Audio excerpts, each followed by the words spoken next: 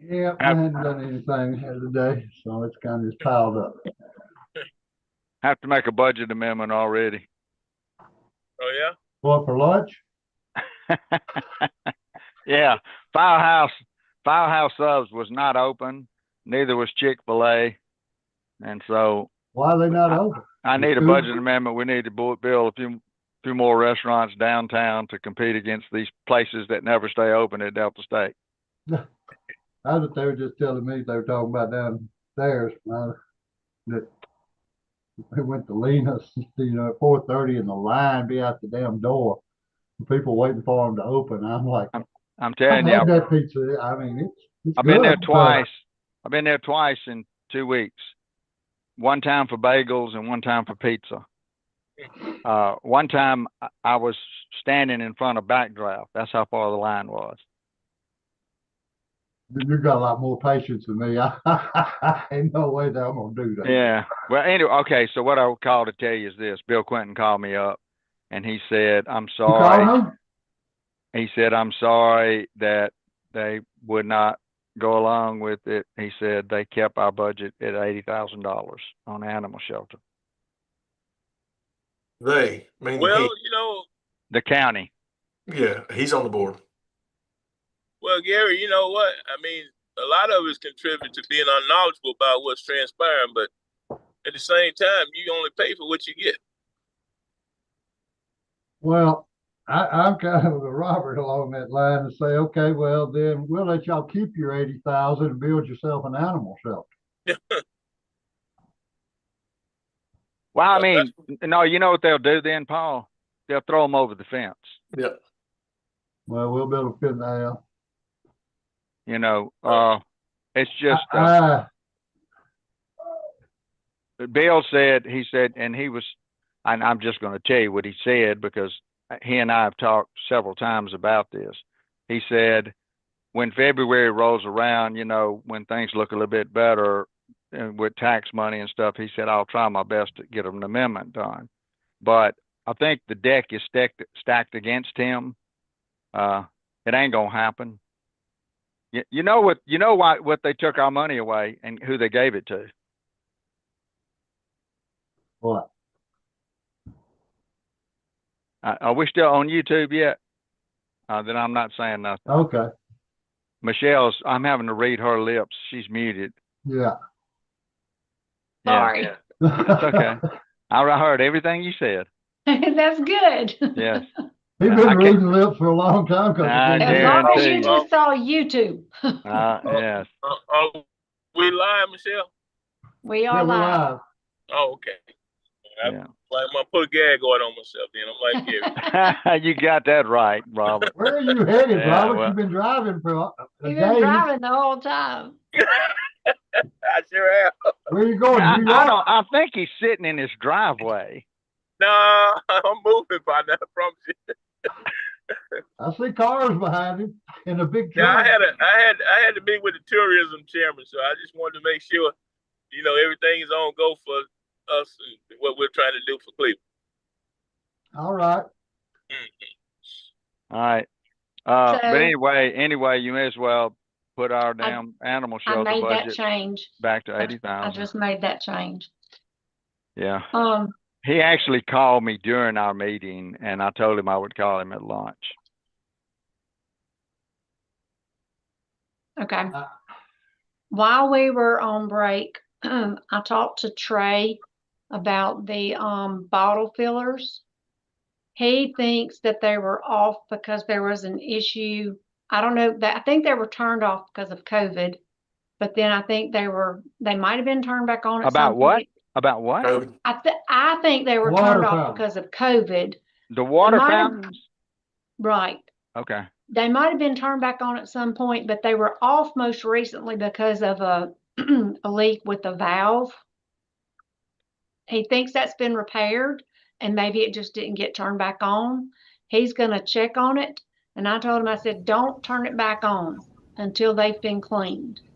So they're going to finish cutting today and first thing in the morning, clean them and check the valve and get them turned back on. Well, I'm gonna tell you something. When you put water fountains in public places, out in the open, I think you're asking for trouble all the time. Yeah. Uh, And this is somebody, not actually a fountain, it's a I kn- bottle filler, so you don't drink out of it's it. got a basin though. Oh, does it? I'm pretty sure that thing has a basin on it, like almost like you can wash your hands. You know, Yeah, that kind of. I'm pretty sure they're fountains. It may Was be a it? fountain, but Okay. isn't it like a little basin in the bottom and where the fountain is? Okay. I thought when we purchased them, they were called bottle fillers, is what Okay. they were. Bottle, Well- bottle filling station is what it was called. But Isn't there one straight across the street from Nisa's? Mhm. yes. Okay. Mm-hmm. Yes. Yeah. But anyway, so that, and then, I put in Dropbox, I talked to Benji about the fence at North Cleveland Cemetery. Right. The additional acreage that we got from, Dr. Warrington Right. was at New Cleveland Cemetery, and that has been fenced in. Gotcha. The, need for the fence at North Cleveland is due to trees growing into the fence. He sent me pictures. I've added them to Dropbox, and you can see them in the general fund under cemetery. It's about 5 photos. Brian, did you want to share something you requested? All right, I gave you permission to share. Who's sharing? Brian wanted to share something. The screen. Here we go. That's kind of like the first grade. I know, right? Yeah. You see that? There. Showing to, I cannot. Mm-mm. Okay. Now I can. There we go. There it is. Yeah, that's the bottle filling station. But it's got Okay. a water fountain right there too It on the side, does. right? Yeah, it does. Yeah, she's. Looks I like just it's know, leaking. I know when we purchased it, it was called a bottle filling station. What is that apparatus next to it? Is that some artwork? It's Bike a, rack. Bike rack. it's a bike rack. I didn't Interesting. know you could fill from the top. Yeah, it's Yeah, got you water take fountains this on either picture, side and Brian. a Yeah. floor in the middle.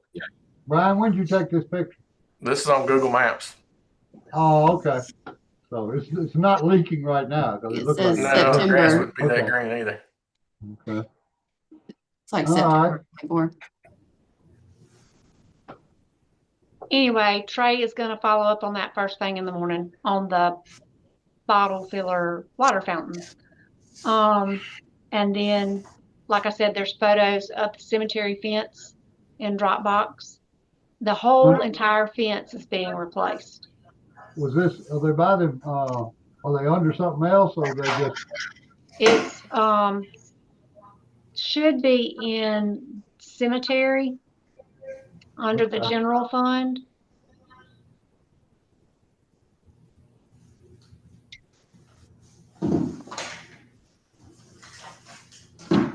Well, and I think like, all right, I see them. did you find them? Okay, this is North Cleveland. That is North Cleveland Cemetery. Seems like we're gonna need to cut some trees down. Right. Yeah, it's kind of torn up. Yeah. He said the fence is completely torn up. Go ahead and say it, Gary. You know, people are dying to get in every fence, so. Oh, really bad to get in. Boy, that looks horrible. Look it up. All right.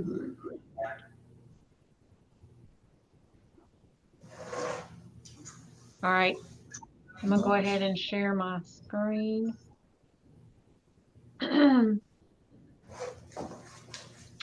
Left off with the bond fund. Is that where you want to go back, or do you want to go back to? So fire protection, I left that yellow because you were thinking about moving something that was in the general fund. Well, I mean, the only thing in fire protection, we were seeing if there was anything in the fire department. About the only thing they had Was what the would ice have been the maker. ice maker. Yeah. I don't know that you can move that. Nah, I out. don't think you can. Oh. Okay. Ice makers probably don't have Right. So, that kind of life. right, I'm gonna move that to green. You good? On that one? Yeah. Okay. All right, where did we were gonna come back Maybe to we this need to one move on- some money from fire protection to the animal shelter to keep the animals from burning up. Since we have money there. Yeah. All right, you want me to share the bond schedule again? Sure.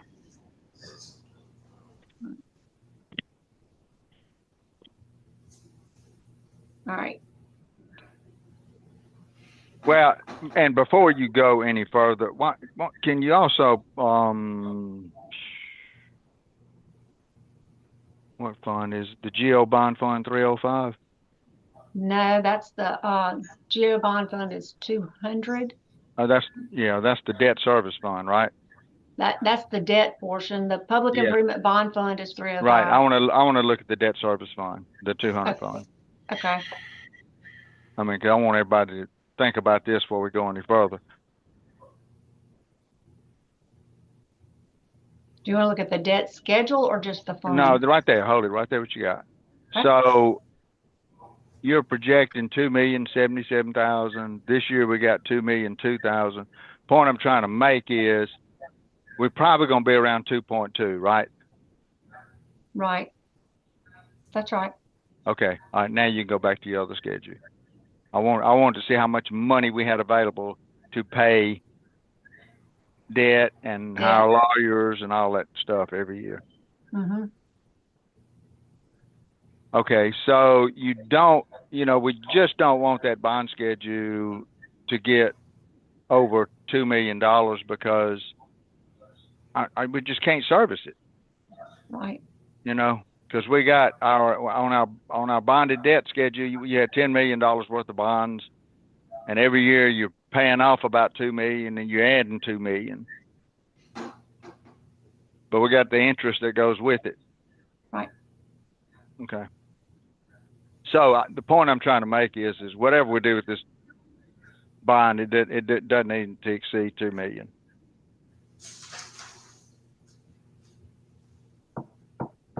So, Mayor, you got any wish list here? What is the city striping project loop? That is from engineering. He did say that's around the city doing the restriping of the, Bike so when lanes? on the street improvement project, that doesn't include the striping. So that's going around and doing the striping that needs to be done. He said if necessary, it can be reduced and do it in phases. And he would recommend starting with MLK, and that would be $70,000. That is just insane to me. So if This that's is what- paint on the street. right. It's But heated thermal. Are we talking about bike lanes or are we talking about just striping in We ain't general? doing them damn bike lanes. It's kind of expensive. You do quite a Which few one? streets, walking all down the area. Oh, we painted some ourselves. Have you ever seen how we do them? Mm-hmm.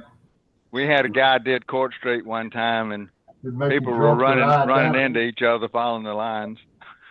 Was not. The line They'd line make you went down drunk Court. looking down them. They were swerving all over the place. There was not one straight spot on Court Street. They had to burn them all off.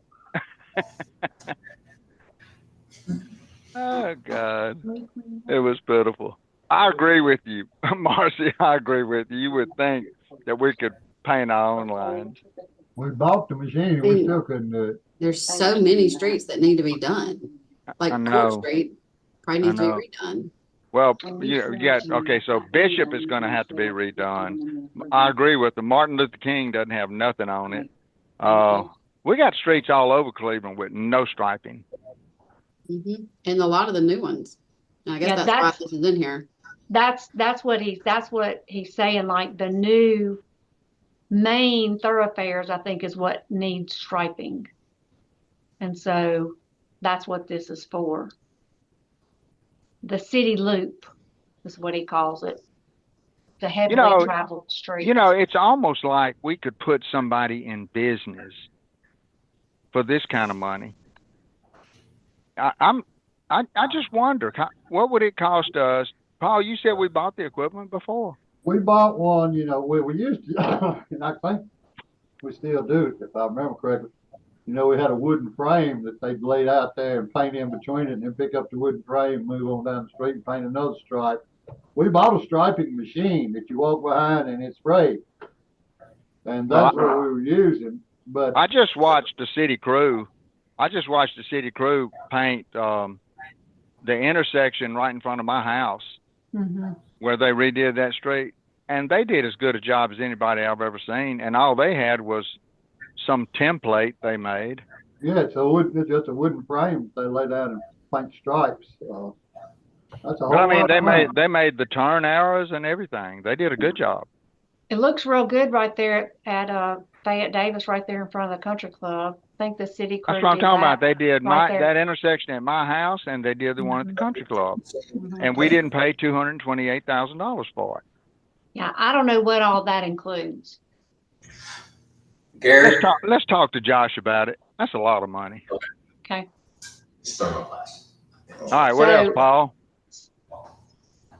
So Benji Oh, just came Lordy. in, if I can interrupt real quick. Benji just came in and told me that what y'all said previously, he would recommend when we take the old fence down. And so some of that behind there is not city property, but what's closest to the fence line, he can go in and clean a lot of that up before the new fence goes up. They still have to maintain it or the fence is gonna have the same problem in a couple of years. Well, no, he's saying get a lot of that. It's not our property. Still gotta maintain the fence line, cause that is. I'm saying he's saying he'll get out, you know, like as much of it, but he can't clear out what doesn't belong to us, is what Right, he's but just saying. looking at these pictures, I'm like, Whose the property fence is itself has not been maintained. I like the- think You know, that's even if Steve it's somebody Ray. else's stuff behind, we should be getting it off the fence so the fence didn't get to the point that it's in. Yeah, So that needs to be on somebody's schedule. I think that's Steve Ray's. Oh, wow. Yeah, I we don't- think. Isn't that, well, I don't know because he has that, I might be wrong, but he has that Praline Cove or whatever. Yeah, but he doesn't go Isn't that far. Yeah, but this thing doesn't go all the way to that cove, does it? This is well, that church, there's a Church I of think- Christ, and then the Warrington property behind it.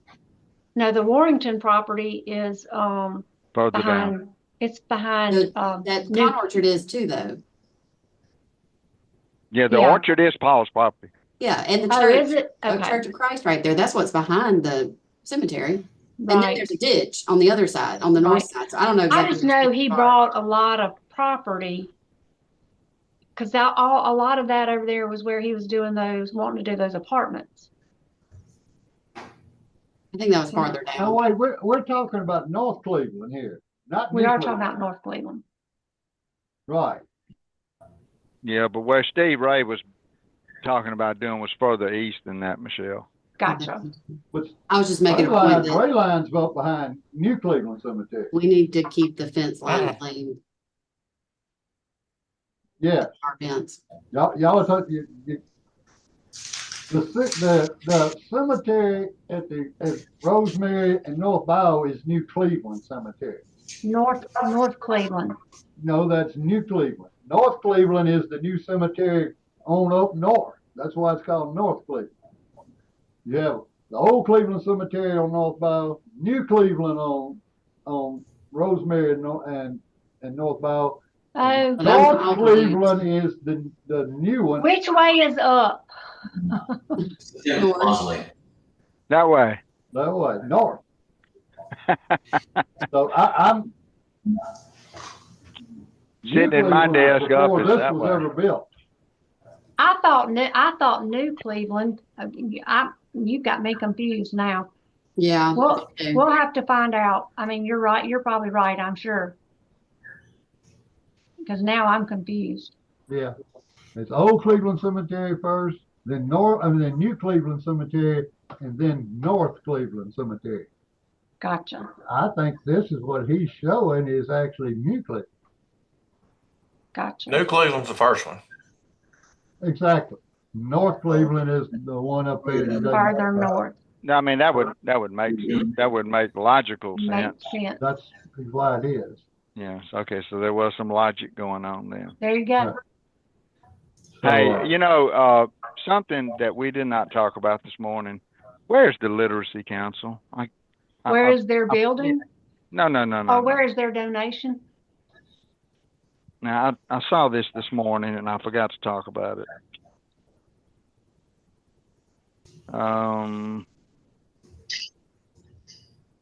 The Literacy Council is in the general fund. It's in other general. Right here. Where? Right there. No. Okay, yes it is.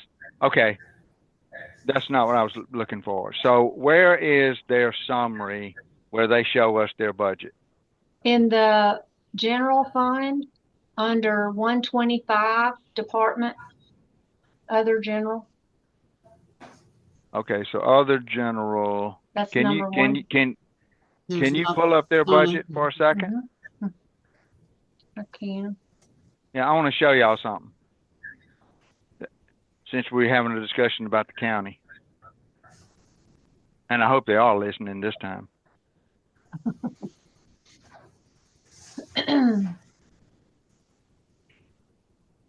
You want their budget? Yeah, it's in a Okay. PDF. Yep, I got it.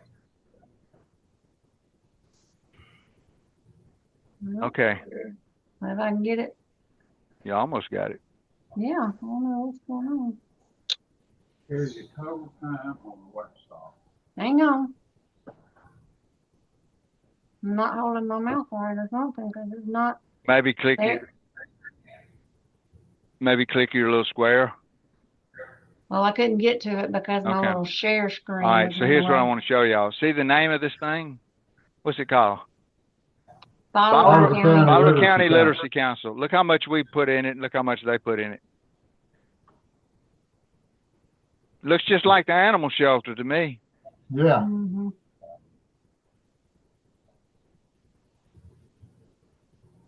Yep. I mean, we don't even have our name on it, and we're funding the damn thing.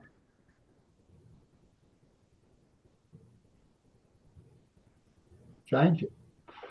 That's going some discussion too, Gary. You know, we're funding these different types of things that falls under the county, but at the same time, it need to be discussion with them too. Sometimes, you know, we need to let them know that hey, we're fighting, we're pulling your load. What's not even considered in this is we provide the building. Right. Oh, that's right. In addition It's to a that, city that's right. building. Yeah, it's in addition to the $94,000. Right. Mhm. Anyway, I don't want to waste any time. I just wanted to point that out, because, they cut us everywhere we go. And it's like I told them when we met with them, if you take Cleveland pays 35%, the citizens of Cleveland pay 35% of the county property taxes. If you draw a circle a half mile around Cleveland, it's closer to 45%. And this is the kind of support we get from them. Gary, what? I'm tempted to say, y'all can keep your $80,000 and build your own animal shelter. We won't stay on this long. Since we're on this discussion, did they talk about that building as well? Did they say anything about that building, the repairs that's needed? What building, What? Robert? The one that they are located. No. I mean, no. It's we own the building. Okay. The city owns the. It's the old chamber building, Robert, over there behind Kroger. Hey, right. I'm just saying. At one time, they talked about a lot of repairs that was needed. They did, and most of those repairs were made as part of the hailstorm repair. Right. So the hailstorm damage got the roof and the eaves and all that stuff. And then there was a change order to get, y'all approved a change order to get the, some of the other issues that were safety issues. Okay. So this fiscal year that took place. Okay. Yes, sir. All right, Michelle, moving right along. Let's let's get this thing taken care of. So right now, unless y'all have any specific bond requests, I would like to tell y'all about a couple of things that came from departments so y'all will know what they are. then do it. Okay. I do want the So- 70,000. This Go ahead and one, see what else we got first. okay. So the airport improvements, Clint submitted a request for some concrete work out there at the airport. You can Yep. see that in Dropbox. Right. This is for some playground equipment at Ruby Park. This is for a bike park at Bear Pen. There was a presentation on that in Dropbox.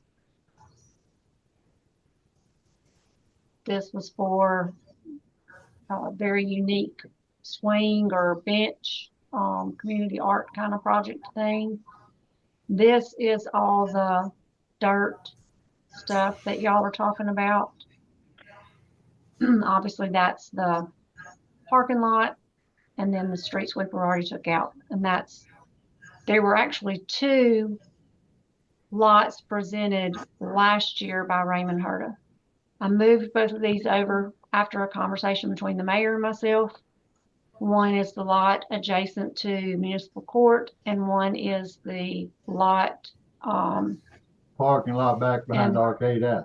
right, the What? next Say that to- again. Where? Behind Arcade Alley, you know, we On rent one, Commerce. Raymond Oh, owns one. Right Okay. next to Sherwin-Williams. Got you. Yeah. Got you. Okay. Got it. But, you know, at the same time, if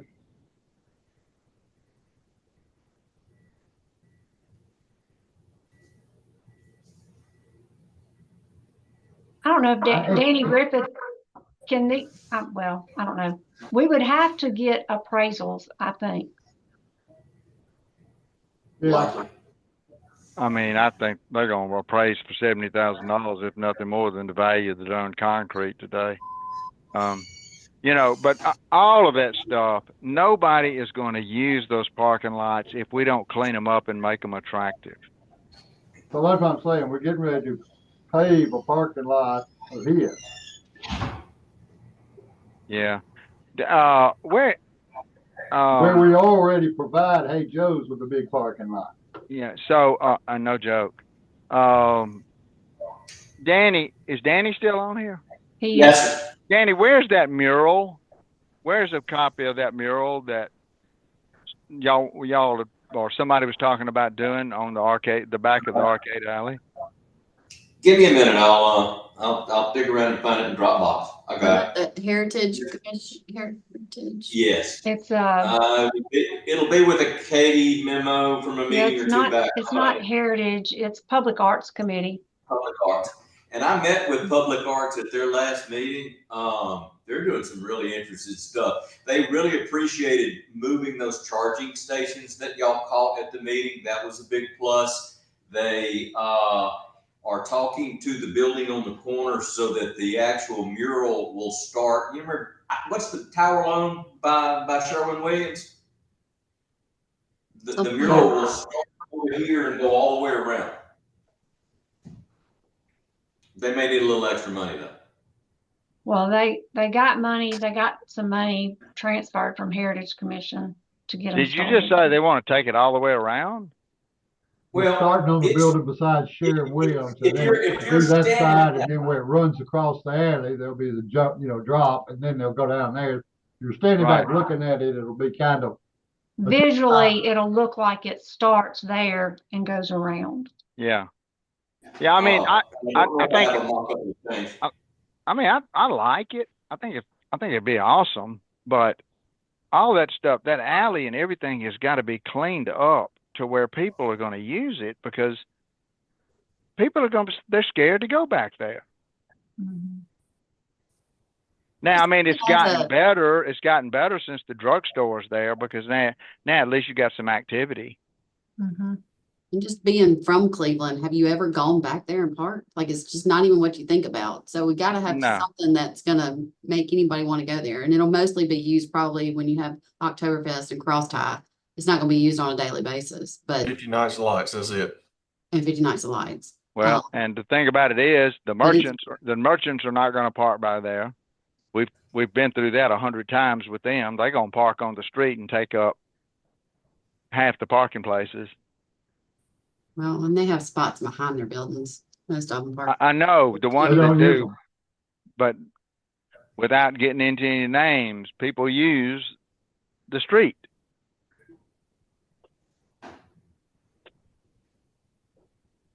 Moving right All right. along. Yeah, I So- mean, I sent you the link, Gary. It's, All right. July 7 meeting under city attorney thing from, attachment. Oh, it's in a Dropbox. That's right. So we have Arcade Alley parking lot project, but we can't actually do that unless we buy that other portion from Raymond, right? No, I think, You would just do 2/3 of it? you're gonna have to ask Josh exactly what this parking lot project entails. Okay. Because I can't speak to exactly what portion of the parking lot they're doing. Yeah. This has been in the works for a couple of years. It's been on the bond at least 2 years, if not 3. Do you remember, Gary? As a No. request? I know this is the second year at a Well- minimum. I hate to see us pave it and not own it. Even though I understand if we don't, it's gonna make it all look bad. But then if we turn around and wanna buy it at a later date, he's gonna say it's worth 100,000 because it's freshly paved, even though we paved it. But we did talk to Josh to see, is it included in this parking lot pave? Yeah, he's coming on at 2:00. Okay. And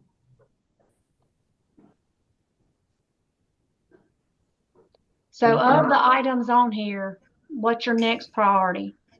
with the street improvement project, I thought we were doing $1 million. I see we got 1.3 in here for this It year. is 1.3. And A we had million is your 1.1 last year, so- revenue. Huh? $1 million is your projected revenue. When speaking, how may I help you? We got some cash left in the fund, Paul. Right. Okay. Well, and usually we do get like a little over 1.1, 1.2. We just are conservative on our revenue Yeah, projections. right now, if we're talking about money, I have a problem with bike park at Bear Pen. Okay, Ms. Williams, give me your name. Zane, Give me somebody your mute. because We need Then her. you're not on mute. There she goes. If we were trying to stay down, I mean, we got 200,000 for a bike park up, trail or whatever. And that's at Bear Pen? Mm-hmm.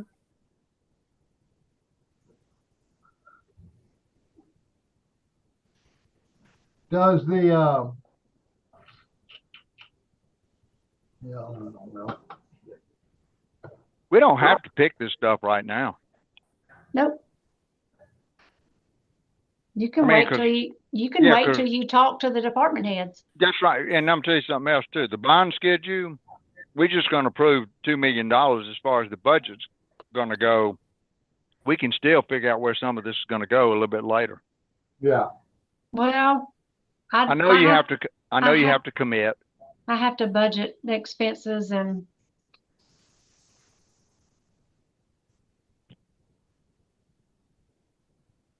Yeah, but it really doesn't happen until you do your bond resolution. right, but I have to budget like construction, other equipment, so we have to get close. We could do a budget amendment though. Well, why don't we talk to the department heads here and then we'll decide There you what go. could come out of this. I think that's a good plan. And maybe, you know, if on the park commission, that 809, maybe we just budget, put enough in there to take the building down this year and get it cleaned up and maybe for paving next year or something along that. And Right. I'm gonna tell you something. They've been needing dirt on those ball fields since I coached, and that was 25 or 30 years ago. I'm not saying take that out. That's not a big problem for Well, us. that's That- not even on there yet. That project has been, we have talked about this in the 20 years I've been on the board. We told Stephen Glorioso to do that 20 years ago. All right. Well, I think we can just remove some of that other for right now and do it in stages. Michelle, do we I'm have like an you, idea Paul. of We what can spend, that bench? we can spend 20,000 and tear the building down. Do what now? This, Exactly. Yeah. there's a Is there picture something- of it in, there's a picture of it in Dropbox. Is that under park? It's in the bond fund, I believe. Keep looking at the wrong places. That's okay. What are we talking about? That bench. Oh, And I- it's a hell of a bench. Where is it It's going? very unique. It's very go where? interesting. It would have to be. Where Yeah. is it gonna put it? It would go, I guess that you could put it anywhere you want to. It's proposed to go out, I guess, at one of the parks or whatever, but it is very unique. I understand that, but I mean, we just tore down a gazebo to keep people from hanging out, so now we're gonna put up nice benches for them to hang out on. We're gonna put a roof, a little tent thing over it too. Yeah. No, It's for a unique bench, though. it's pretty cool. It's Very like a, unique. anyway. It better be a unique bench. Do you want me to put the municipal court lot in there? Looking at that bench, I feel like there's other options. Yeah. Municipal Yes, court. I do. And if we get it, we can. If we can't, we'll have to go back out. Do you want me to reduce the city striping lot to the 70,000 for MLK? Let's talk to Let's Josh at talk 1 to Josh, o'clock. and make At 2 sure o'clock. before we delete any more. Okay. All right.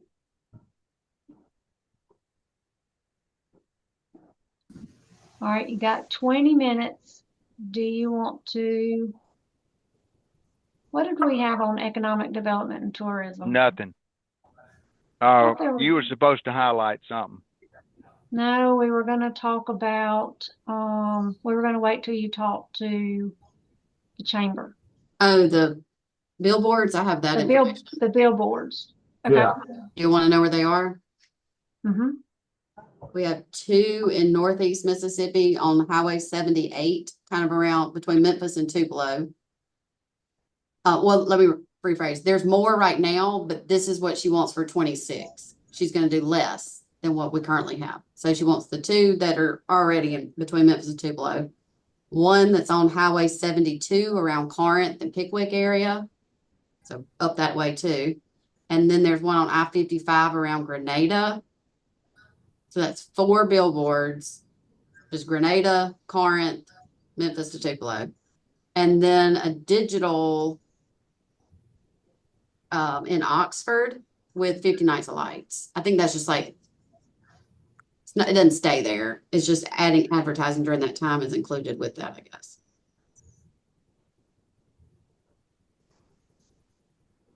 Also considering swapping one of these for one on the coast. Updated artwork for 50 Nights of Lights is included also. Do they have a So Marcy? we run the Did she, digital one in Oxford during 50 Nights of Lights. yeah. Does she know? It came up. It came up on the big Zoom at Ole Miss at They Thanksgiving. did do last- advertising during the games for Cleveland. That I think is separate. And they did that at several schools. Okay, my question is this: when she gave you the location of them, did she say what the price of each one of them was? No, but I assume that the 60 is to maintain those 4 plus the digital for 50 Nights of Lights, a little extra stuff. 4 times. They have more running now, but for the upcoming year, we would suggest keeping 2 and the 4 that I read off.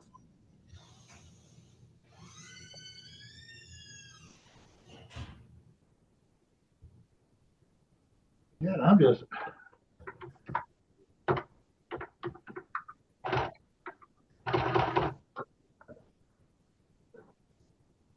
They must be paying around $1,000 a month per board. That's what it looks like. For the four, that's 48,000, and then whatever they're doing on the digital, or maybe it's more than 1,000. That's Okay, so you know, and it's not for me to judge their marketing effort, but I do know this. Since I probably lead this board in surgeries, I there's see no a lot doubt of about that. I see a lot of doctors in Memphis, and I have not found one ever that ever heard of 50 Nights of Lights. Because I'm quick to talk about Cleveland all the time. And it just kills me. You got 1 million people in the metropolitan area of Memphis. And why we don't spend more money there than putting a damn billboard on Highway 72 going to Corinth, facing the wrong direction. I'm like you. I don't know if how much they're doing, but Yeah. those all it sounds like we've got a bunch of them up in one area up there. Well, I mean, I think they're good. I don't know. I just always wondered why we didn't cater to the Memphis area. That would be hard to know where to pinpoint the Memphis area to cater to too. Yeah. And that's why I was asking about cost, Marcy. Sometimes Mhm, hot locations cost a lot of money to have a billboard. mhm.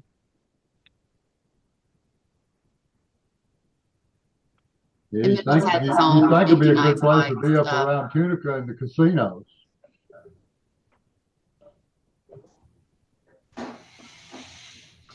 But You know, Okay. All right. What else we got, Michelle? Let's see. So I guess ultimately, until y'all make a decision on the chamber budget. Okay. Let me ask you a question. Did we not ask if Hannah would make a presentation? Yes, I sent her a message earlier and asked could she be here at 11:30, which is when tomorrow, when our last department head will wind up. She has a meeting. She just asked could she come later or earlier.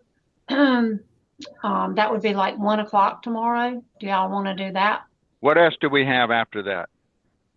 The last department head will finish at 11:30. Then we would reconvene if necessary after lunch tomorrow to finish up all the loose ends, HR, all of that. We got to look at HR.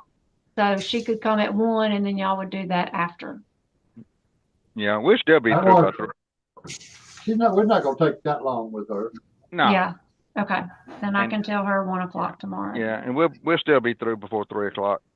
Okay. And who's the person with the Delta Advocacy Center?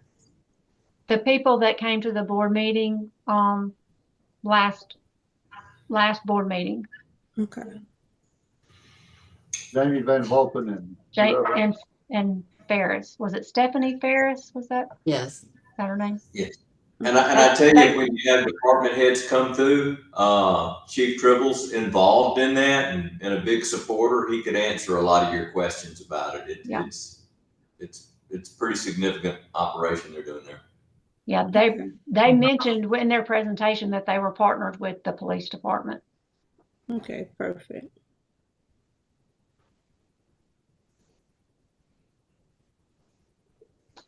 All right. So I'll leave that one yellow until the chamber.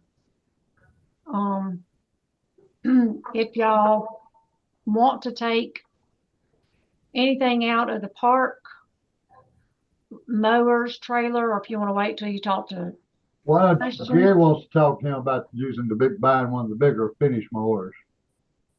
Correct? Or maybe something, either any kind of mower to cut that perimeter other than a zero turn.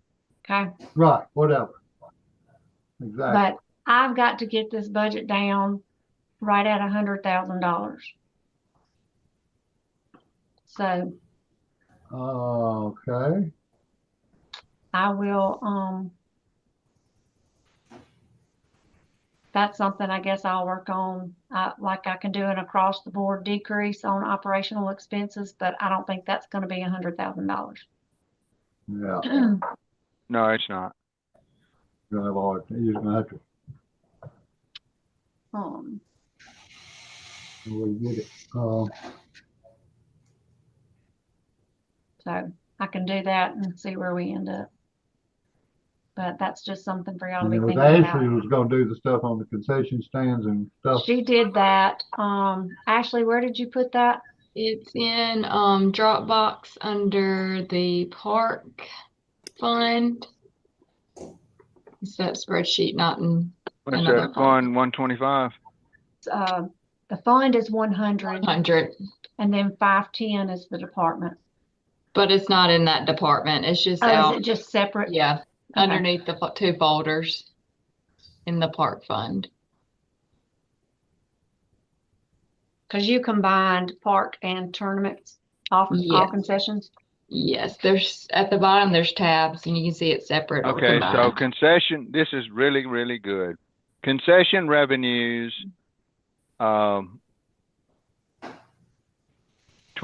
$22,800. Labor and supplies, He's gonna double it. were $2,600 more than that. So we lost $2,600 by having a concession stand. Mhm. That is absolutely some fine business. But we're gonna double expenses and make up $13,000. But Nash predicting his revenue is going to go up to 55 if he can raise his labor and supplies to 40. That doesn't make sense. No. You can't increase supplies $4,000 and make 20 plus 25. Well, the Well, thing now about it is, he doesn't do revenues. We do revenues and we just plugged in the same revenues that we had. These are actual. So he had the same revenues last year. He didn't meet them. he You never see what I'm does. saying? Because he But he loses. meets the expenses every year, I can guarantee. Oh, he meets his expenses. He just Right. doesn't meet the revenues. Right. But what we put in revenues that they should be able to meet based on their expenses. We could rent out the concession stands for $1,000 a month to somebody who wants to make some money, and we would come out better. Right. Yeah. Let me ask you something. Are Run them they out to monitoring nonprofit. the month to month or games or activity to activity as it relates to what they're spending and what they're taking in? They If turn they're in. monitoring that, then if we had a breakdown with that, then we can really have something that we can look at. Because at some point there should be some carryover and see what's left at the end after they spent monies on their supplies, and then look to see what's left. Then I think that would give us a better picture if they were keeping up with it in that How manner. many different tournaments do we have this summer out there? I know we had the Dixie Youth and something else and Like 3, I think. Yeah, Like 3 I think of that them? was, 2 or 3. 2 or 3 that- what? It was 2 or 3 age Tournaments? groups. And the Yeah, I think it was revenues like are 2 maybe. horrible. With 3 tournaments? That's I think something 2. right. I think 2. 'Cause You have to look at the breakdown on Yeah, the there's a tournament tab. Yeah, but the thing about it is this. Yeah, we got a general fund budget of $11 million. It's crazy that we're going to sit here and waste time over $20,000 in a concession stand. They're just obviously stealing the money or eating up all the merchandise. Right, This ain't rocket science. right. Or ordering too much, letting it sit there and ruin, get eaten by rats. I imagine the majority of it's walking away. Can we go back to their budget and let me look at the revenue?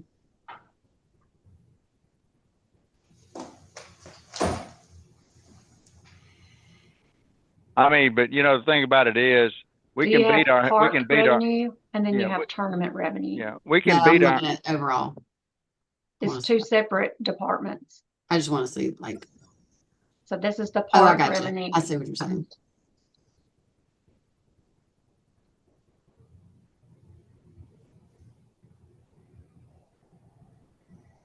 Well, it's like Gary says, the 25, 35, 40,000 ain't gonna cure that $100,000. no, Right. No, no, it just makes me mad as hell that we have this discussion year and year. And I mean, and Michelle has gone out there before. I remember Danny Abraham spending all kind of time one year with concession people. And you know, and we didn't get nowhere with it.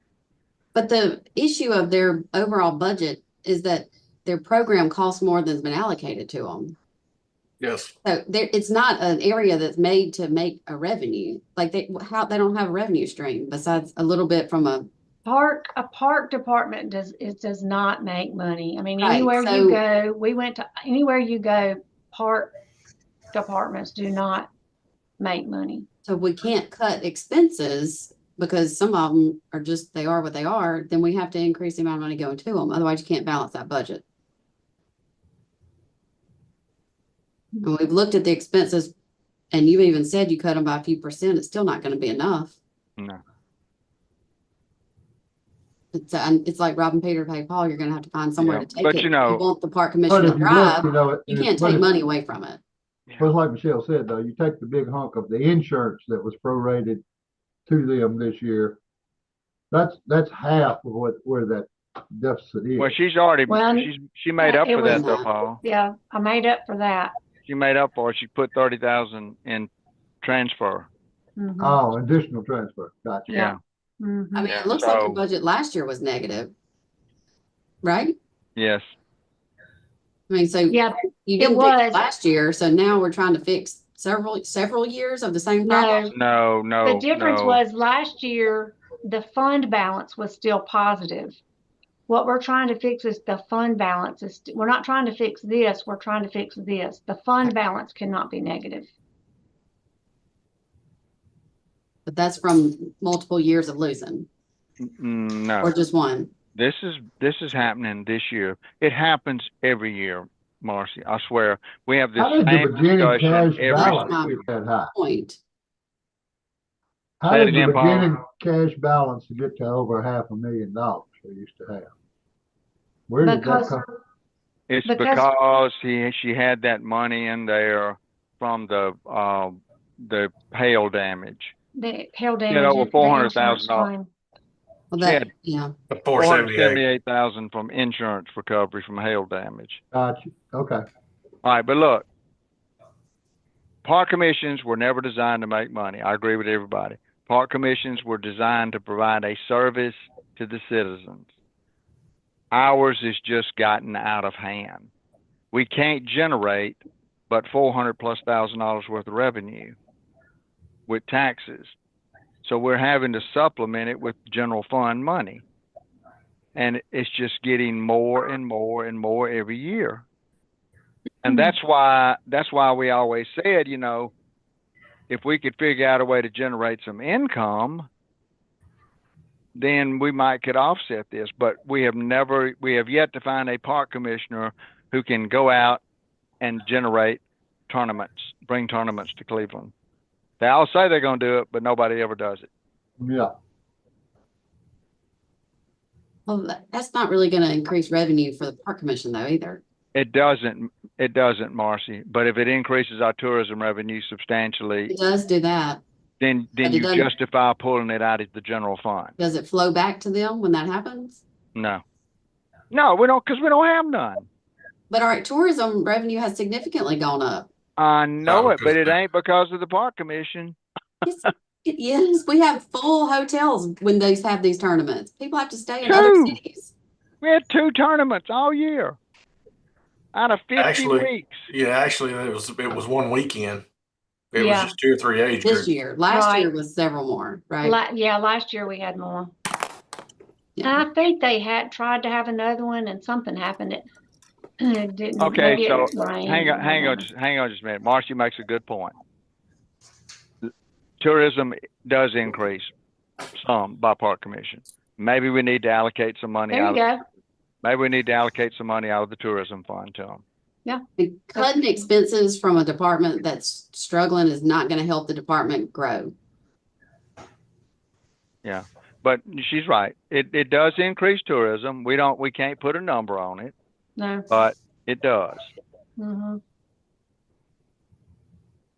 And I You think know- Christian actually And made that comment to you- me about because he's tried to do a couple of or had the plan to do a couple of tournaments, and I think it rained. It was back when it was raining so much. This year And was he bad. said, even if it was he said, even if remember he said like pay at the plate or something.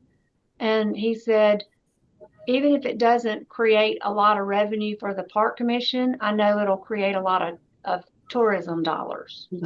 Well, and also in his budget, he's got 12,000 to do an AC and you're moving the office from the building. That's not even really his deal. That's us deciding we want to move it.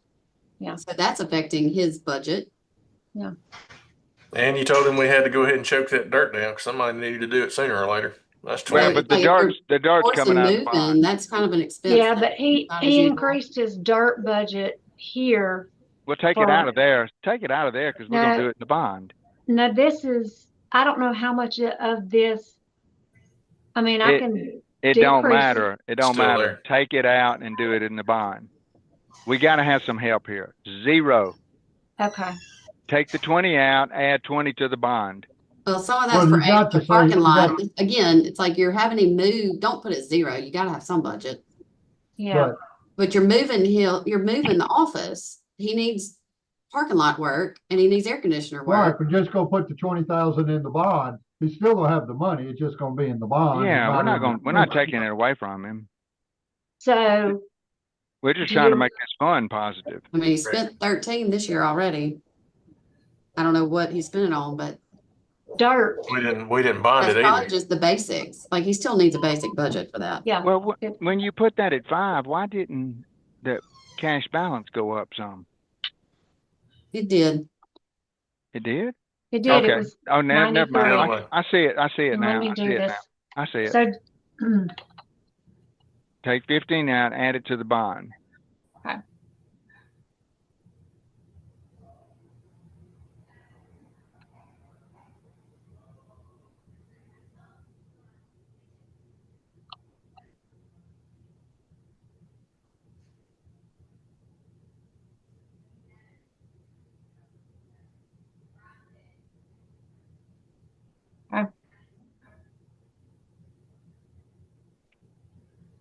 Things just getting tight.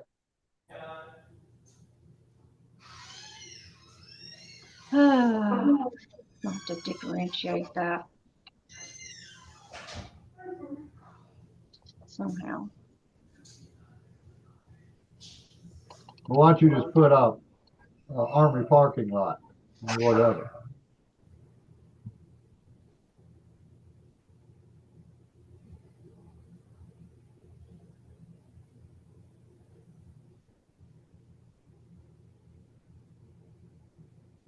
All right. I need to go get a glass of water before we start up with Josh. Yeah, okay.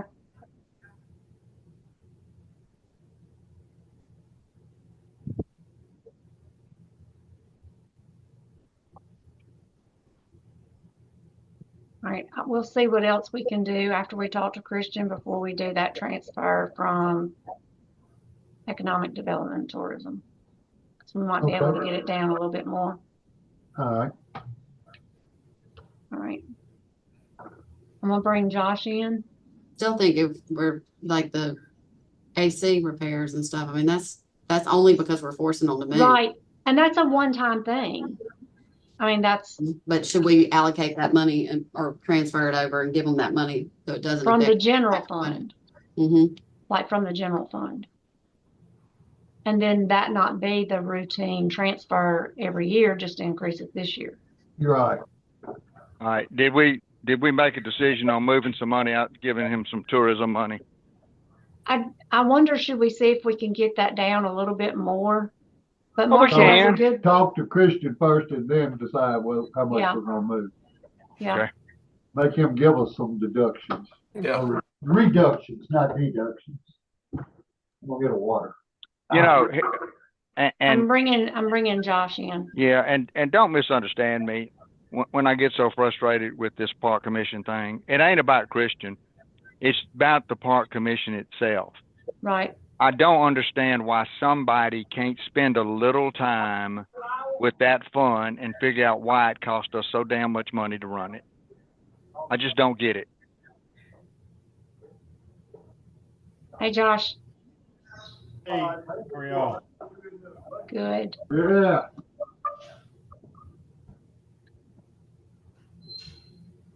All right.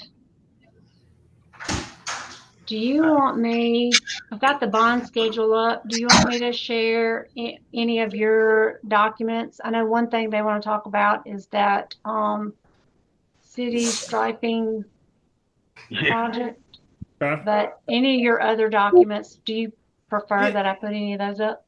Yeah, I think if we just started with my Excel sheet and we just kind of recapped what we're actively doing, and then we'll work Right. towards briefly.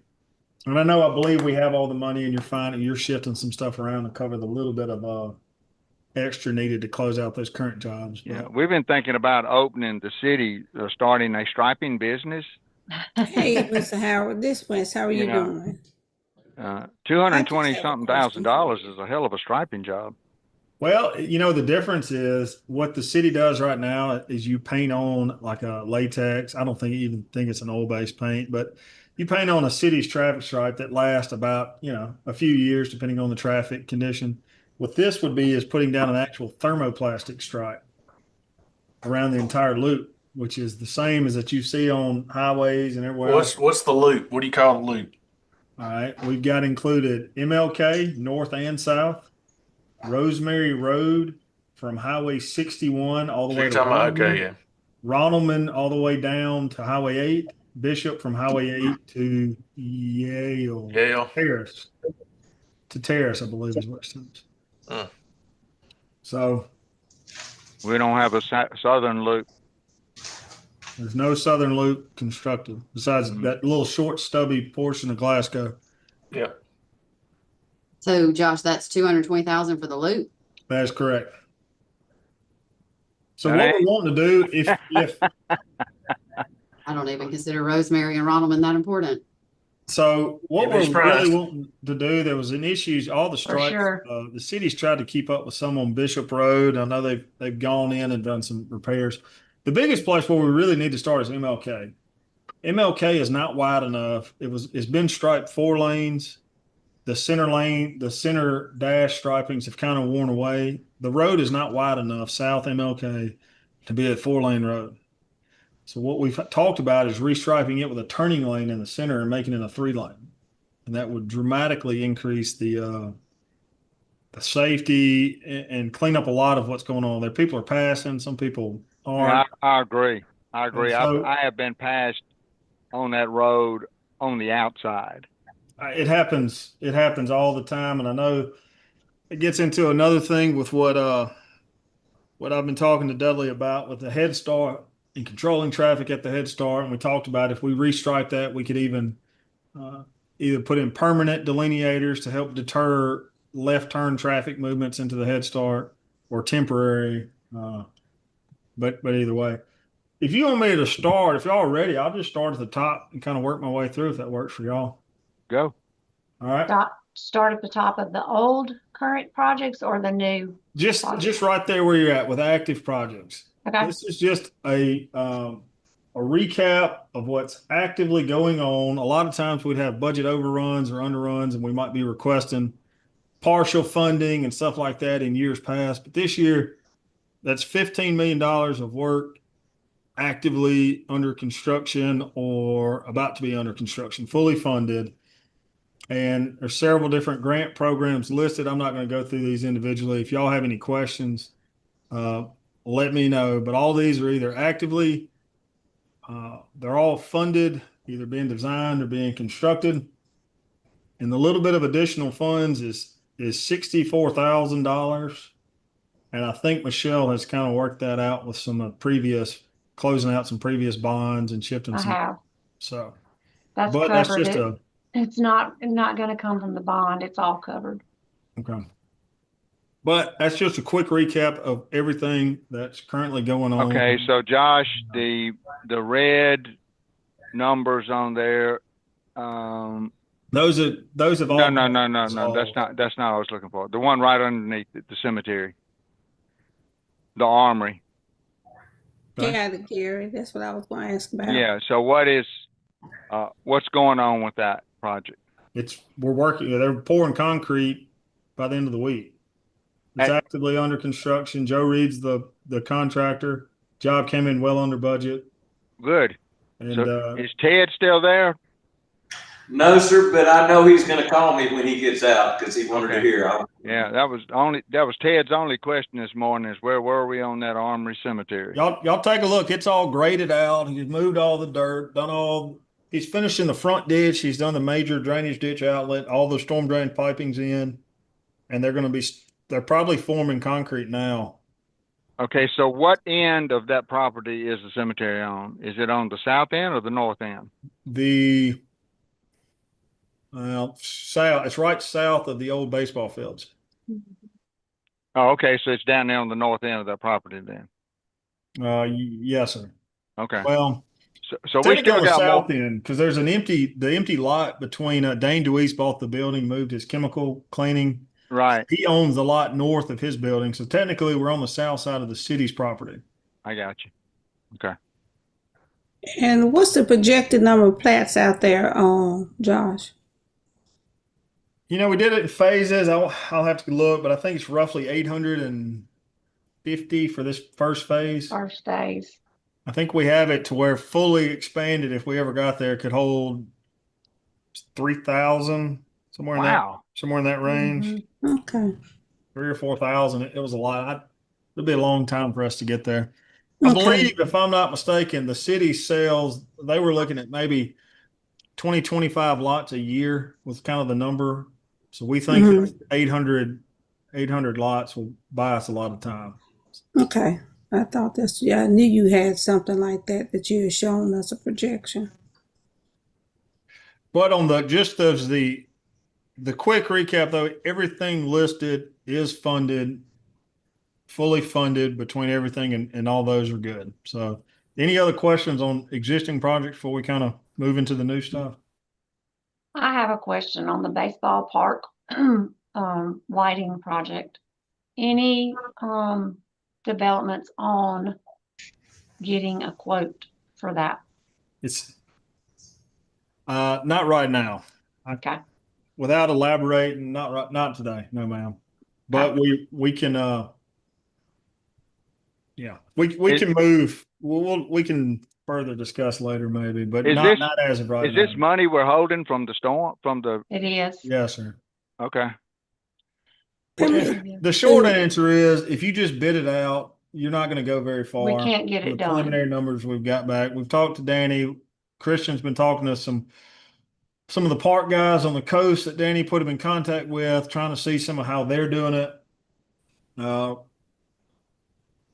I guess we're basically my electrician down there works for the county, and he monitors 90 ball fields, and they put them up cheap. They get somebody to erect their poles, and they bid things out piece by piece and do what they can. It's a fraction of what you would get bidding it out.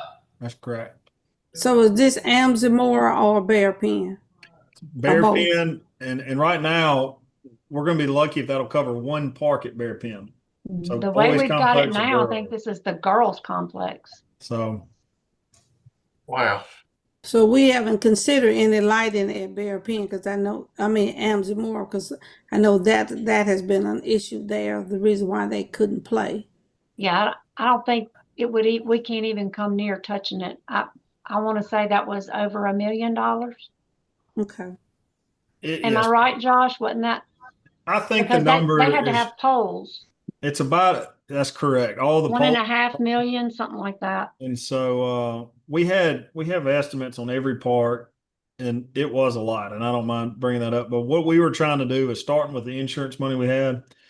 Let's take the most highly used, needed part. Let's fix that complex, and then we'll work our way out on seeing how we're going to address the others. And if we can find a cheaper option than just traditional bidding it was what we were trying to go, and that would help guide us on how much this ultimately is going to cost. Our biggest problem with how they do it on the coast, they have 90 fields. They have a huge buying power. They've got great relationships with their local power company who installs the poles at no charge.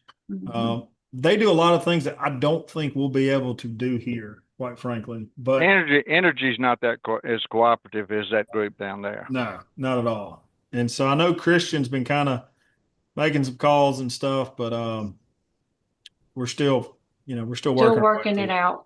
I gotcha. Okay, I was just curious if anything had developed there. Anything else?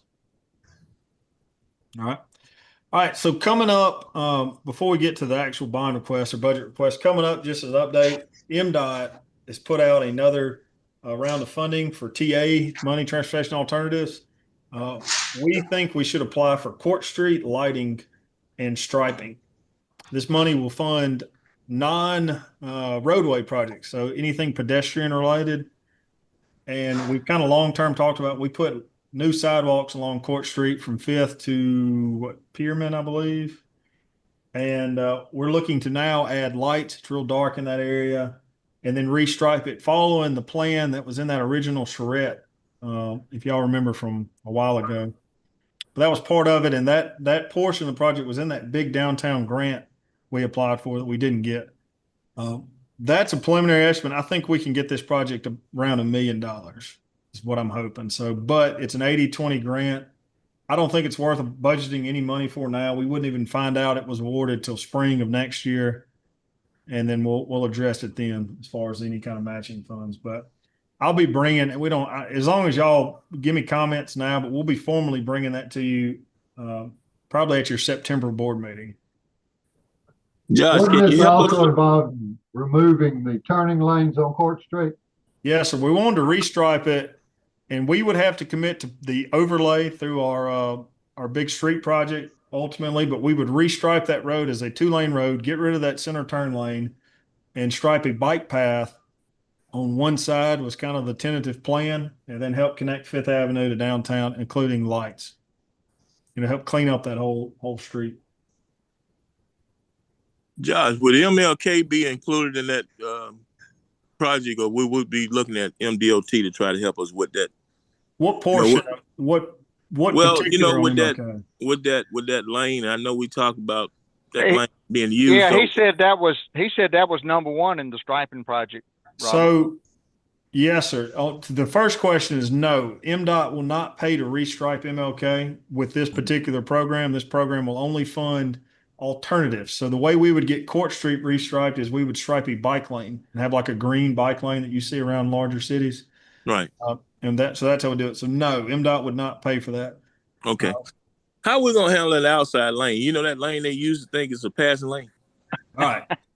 Let me keep. I'll go ahead and bump down to that striping project. So the loop, the city striping loop is on this list at $228,000, which includes all of MLK north and south, Rosemary Road from 61 over, Ronaldman and Bishop is what we're trying. This is all thermoplastic, not what the city does. Not just oil based, it wears off. This is going to be there in 15, 20 years. But what we would do is restripe South MLK, which I think is the highest priority on that whole list, as 3 lanes. Right.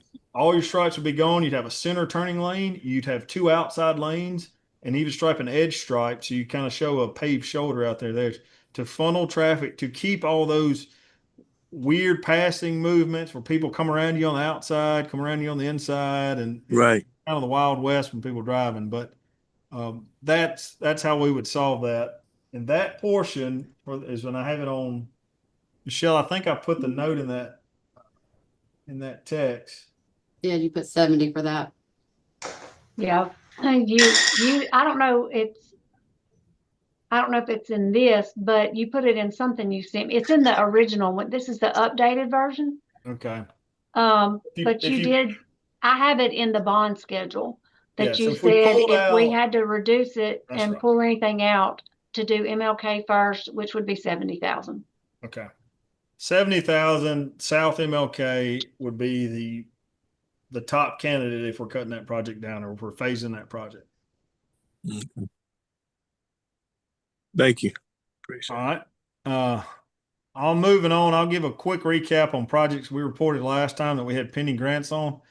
The city actually was preliminarily awarded a citywide flood study. We were gonna, right now we do not have a map of the storm drains of the city of Cleveland. There's a piecemealed map that we've kind of put together over the years. It covers about less than 20% of the city. So we were going to do a FEMA flood. Y'all received. We applied for a FEMA brick grant. You were on the funding list for $500,000. It was going to survey every storm drain and then put together a formal plan with hard recommendations for every flood issue across the city. Well, that program got cut with the new federal administration. They cut all the funding to that program through FEMA. So we were just, I don't know, 3 weeks ago or so, FEMA notified us that we are not getting funded and there is no money. So that one, you can't even reapply. The program's gone for right now. So that's on the list. The other same thing with the hospital stormwater lift station. We applied for FEMA funding for that.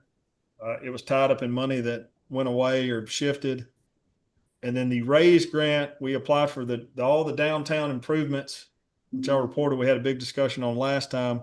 We didn't think we were going to get funded. It's not one of those programs that you apply once and you get $25 million. It's kind of a long-term, it's a several-year process. We weren't funded, but we are in the process of scheduling a debrief with Federal Highway to kind of go over the application and see what ranked well, what didn't rank well, and then we'll come back with a kind of an update of what we find out. A lot of the Federal Highway high points and consider things they considered changed from when we applied to when it was funded. So a lot of the federal stuff is changing. So we might go back with downtown. Another project might be more attractive than doing this with our current administration. So, but we'll give an update as soon as we have one. Hopefully we'll have a debrief this month and we can come give y'all an update in September. So any questions on those before I move on to the new? Yeah, I want to ask you a general question. Okay. Who does this for you? Does what? Who does your research for grant opportunities? Well, that RAISE grant, we actually hired an outside consultant who specialized in big federal projects.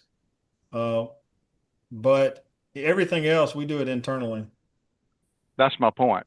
Do y'all have a certain person that does it all the time, or does everybody do it? So what we do is it's different ones of our engineers. We kind of assign them to different roles. And so in the water sewer role, I've got a guy that's all he does.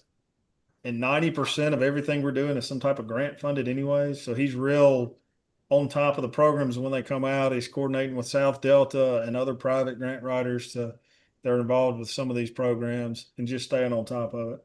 Yeah. I mean, I'm just looking at everything MDOT's Clinton. He takes lead on every single MDOT program we have. And okay. He's same thing on top of it. But now we have a lot of administrative assistants, but we don't have a single point person that handles all of it. Okay. All right. Because y'all have been extremely diligent in bringing these grants when they come available, bringing them to us, at least for our consideration. But I think there are other things that we're missing out on the city, whether it's police, fire, and park commission, and on and on and on. There's money out there that's just waiting for somebody to take. Yeah, I don't know about most of those programs. In the capital improvement world, we stay pretty plugged in, but outside of some of that stuff, I'm not sure. Okay. All right, that's fine. I will say that I don't have anything to present to you today. We need to plan a big, large, maybe we could tie it into downtown, but we need a big, large pedestrian or park improvement project. There's a program out there called the Mississippi Outdoor Stewardship Trust Fund, MOST-F, and it's set up to match federal highway funds. They want to see a big project, in the $5-10 million range. They want to come in and put up half the money or something like that. They want to see other commitments from other organizations, but we do need to develop some, and it's all geared towards parks and recreational activities. So Was that it's one something that I long- emailed to you and Christian? It's the one I sent back to you. No, yours was the no, that's a smaller program. That's the one through the recreational trails of the Department of Mhm. Wildlife, which I think we could get It was something. the one you sent back to me. Yes, ma'am. And it's Okay, a I big knew I'd seen it. program. They fund about 10 projects a year. They funneled a lot of the money out of the Department of Wildlife program. The state legislature created this fund about 2 or 3 years ago. And we have been successful with it in the past. I've got one right now. It's a new program though, but we need to find something big that we can sell. And that's just something to keep in the back of your mind as we kind of go through. And I do not have that together for you yet, but Yeah. we are thinking about it. So, all right. So, new request.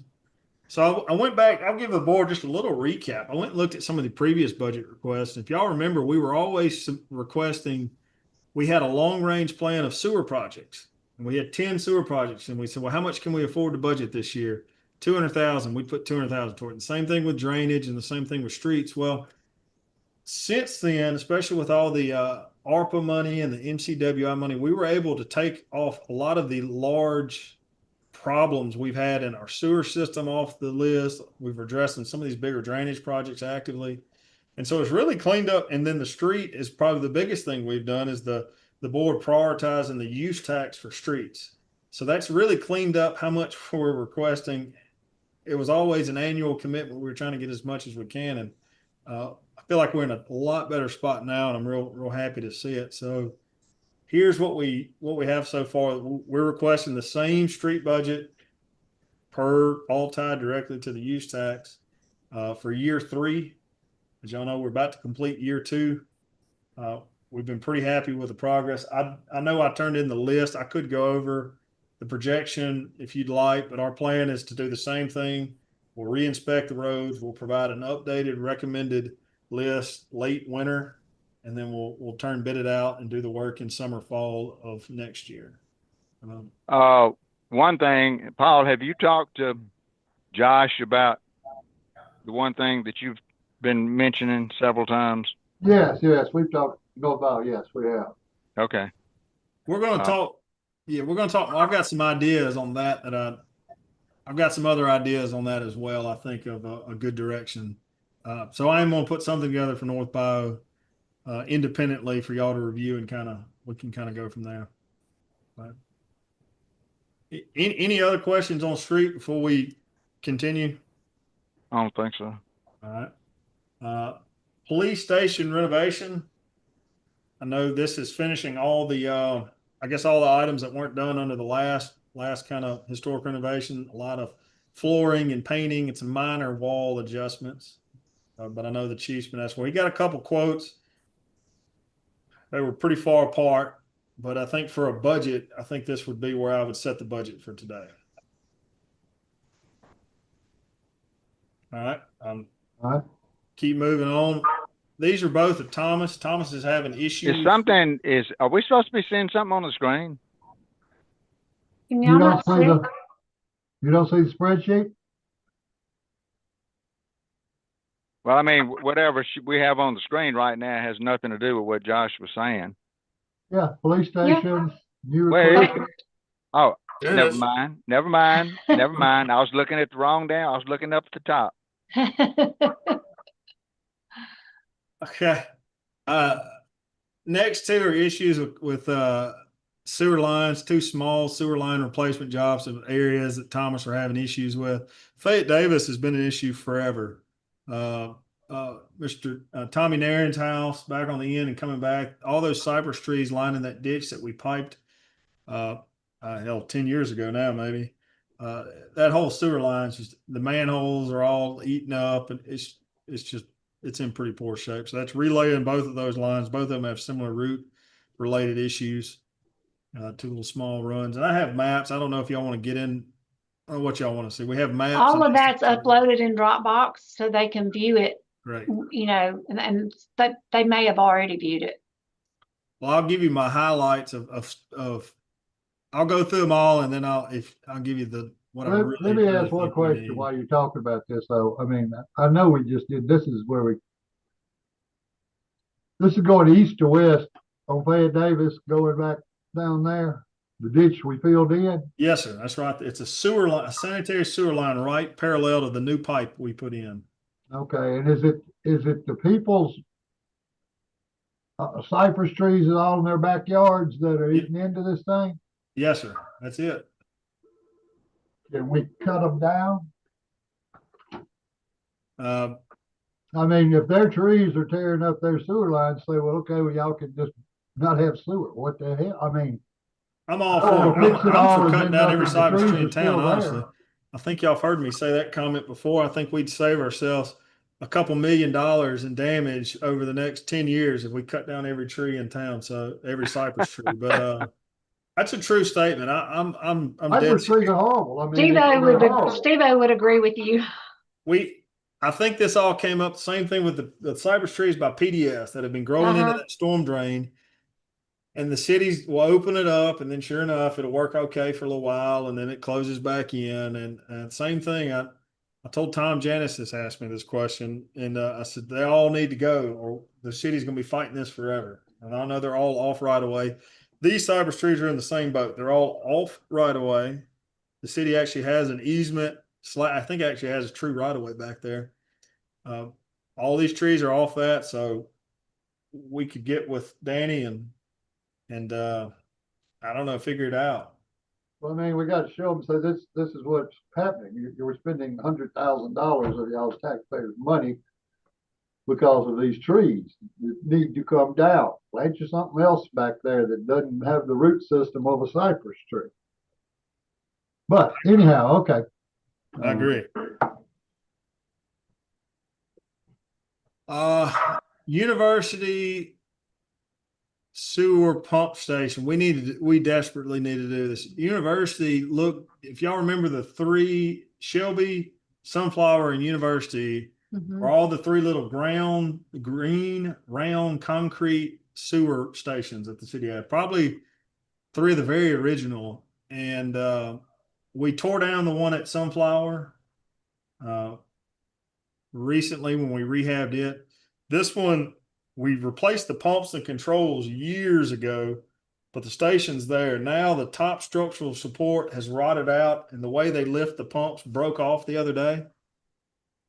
And I don't know if it's repairable at all. The only real solution is getting rid of that sewer house. Saw cut it, tear it off, and re-pour a flat top. And so this one I think it should be very high on the list. That's a budget number. It's kind of hard to budget, to be honest. We talked to a contractor, but I hope it can be less than that. But that's currently what we have on it. Where is that? University, and let me give you the close street. It's in an alley.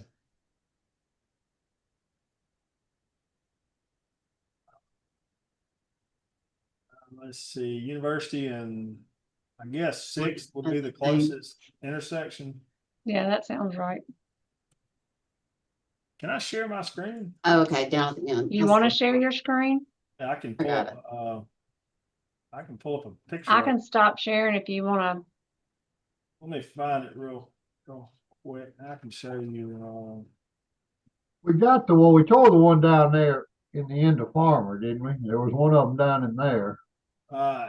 In the curve, did that one ever get taken down? Yes. It did, didn't it? Yeah. We tore the one down in Farmer wasn't, it was already submersible underground. You should be able to share, Josh, if you want to.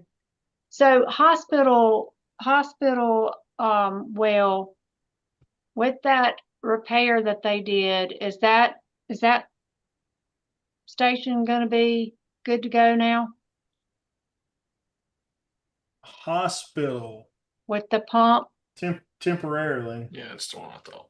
I mean, this is what station we're talking about tearing down. We tore down the one at Sunflower behind Harbor Freight. That whole shopping center is one looked just like it. There's still one behind the library on Shelby. Yeah, Eventually we'll have to Johnny come back and Arnold's tear it down backyard too, is one. Yes. Yeah, the one behind, yeah, that's right, on Dr. Arnold's house. South Victoria. It'll be next. So, but there's a structural I-beam in the top of this that's completely rusted out. That was originally formed into the walls. He had a hand winch on top of it. That's how he pulled his pumps.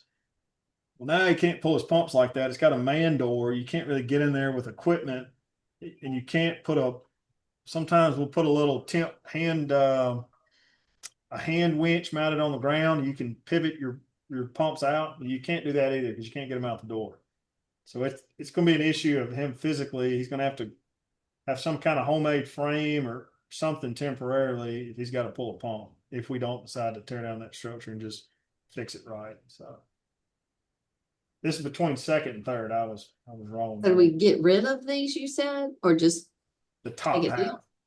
Yeah, below that is a concrete well. It's a concrete wet well, 10 foot in diameter, goes down about 20 feet.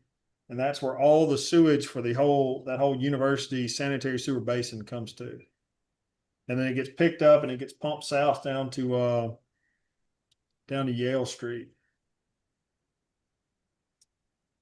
It actually gets pumped all the way and ties into Memorial. It ties with a common, it's getting out of the weeds, ties with another force main from Shelby, and then keeps on going. So it used to go to the old plant and it ties and it hits into a gravity manhole here and then runs all the way down to Memorial Pump Station, gets picked back up and pumped to the lagoon. So we're not getting rid of it. We've got to fix it. That's correct. You're just tearing off that top half, which is Just Just the the top. I structure, gotcha. yeah. just the structure. Let's see. I can show you what up. Let's see if it's on. This one right here, it's called the Sunflower Station. We just completed, well, that's what it would look like. So they've driven by since we tore it down. We just did this work last fall. It had the same green round house. We tore it down, new valve pit outside the wet well, new flat top, clean controls. Now you have good access. You can pull pumps with their little crane truck or equipment, little mini hoe, and it's easy, accessible. So Where's that?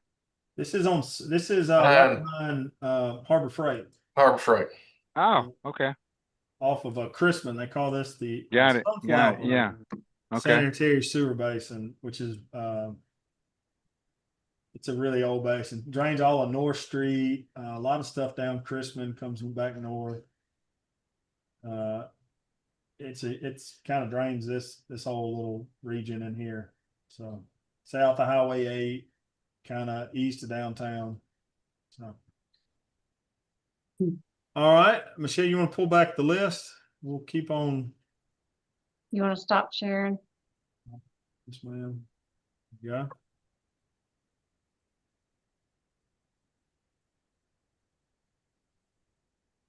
I'm assuming we got Josh for an hour. What did you schedule him for, Ashley? Yes, an hour. I have Okay. Thomas at 3. Okay, Okay. got it. Hey, speaking of Thomas, I don't want to throw you too far off course. One of the things Thomas has got on his list is repair some potholes, and which was kind of uncharacteristic of his fund. Highway 8 potholes. Manholes. Well, that's what it my said question potholes. was. That's what my question was. Is he trying to bring those manholes up on the street? Yes, Okay. sir. Yeah, he's gonna have to. MDOT paved that. They've been like this forever, and I don't know. They are rough, but yes, They're getting deeper. they're getting worse. He wants to tear out. You're gonna have to address the cover side. We're just doing the same thing on North Street actually right now. We're having to tear them out. Really similar process on South Street right now. Sorry, and that's what he's wanting to do. You're gonna have to close down the lane of the highway, saw cut them out, put a new ring on it to bring them to grade, patch back the asphalt. It's just a slow. Well, Highway 8 has probably got 20 of them. I know him and Clinton put that together. I didn't look at it. I don't know how many offhand. I do know it's a lot. I don't disagree. I don't disagree with it, but I just wanted to make sure. So it is manholes, not potholes. That's correct. Okay. He might have this on his list too. This is a dump pit. He's trying to. He does not. Okay. He wants to construct right now where you allow all of these honey wagons, all these pump trucks, sewage pump trucks to come out there and dump and Yeah. stuff like that. Along with Dane Deweese, you'll allow him to go out there and dump. Right now, there's just a little concrete slab they dump on, and if they have wrapped plastic and trash and other stuff in it, it all goes out into his pond. And then it ultimately maybe gets pushed up on the bank. They're trying to clean up. He wants a little pit where he constructs an actual concrete trough where when they come back to dump, they dump everything in the trough that runs into the lagoon, has a grate on it. So any solids or any Plastic, foreign whatever. materials will get caught in that trough and they'll rake it out instead of it going all out and him trying to collect it later. So that's what that is. And if they do that, they might want to consider reevaluating their dump fees if they're going to have to go out and do that. But that's something y'all can look at. The park commission parking lot, I don't know how. I mean, you may show you a picture. We could phase this. I don't know how many parking spots y'all need today. Yeah, I've got the picture. Do you have the estimate broken down? Because this is for that amount. 800,000 is for the entire parking lot, and you can phase this about in half. Is that front and back? Yes, sir. But you That's can the do side. That's the side and the back. it. Yes, sir.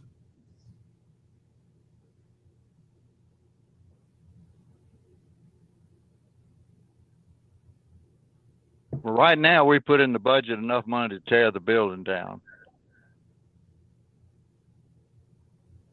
Are you We yeah. think.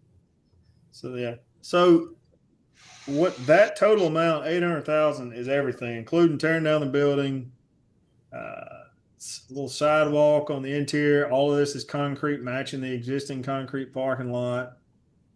Fixing the entrance. We're addressing that fence in a few places. If you 22, so it's roughly half. If you look at that estimate, he's got it split out. So this is on 44 spots. And it's 44 on the other side too. I added them up. Michelle, Mm-hmm.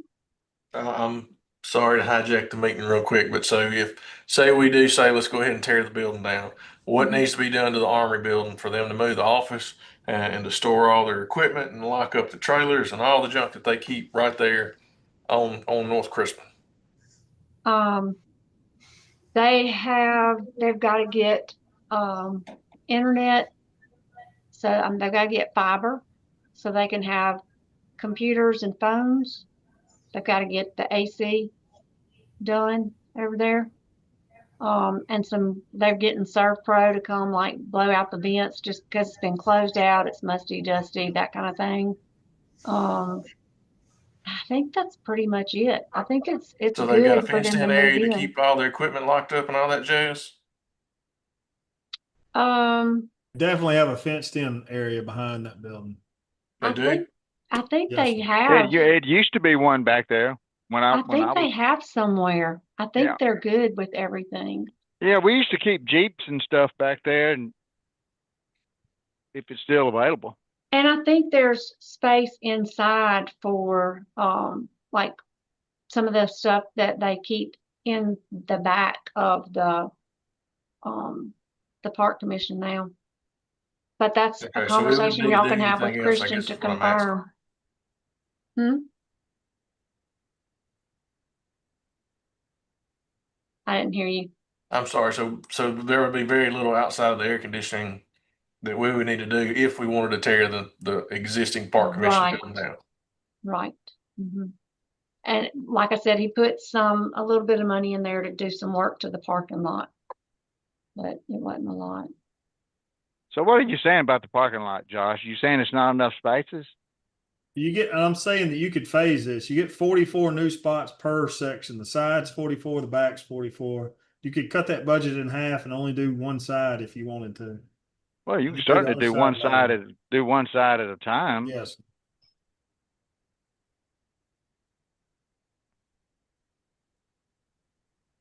I mean, but we need parking over there so bad because that street is so dangerous. People park on both sides, and sometimes there's just room for one lane of traffic to come through there. Josh, you had your, looked like your worksheet back up there a minute ago. Michelle, was it up there? Right here. There we go. All right.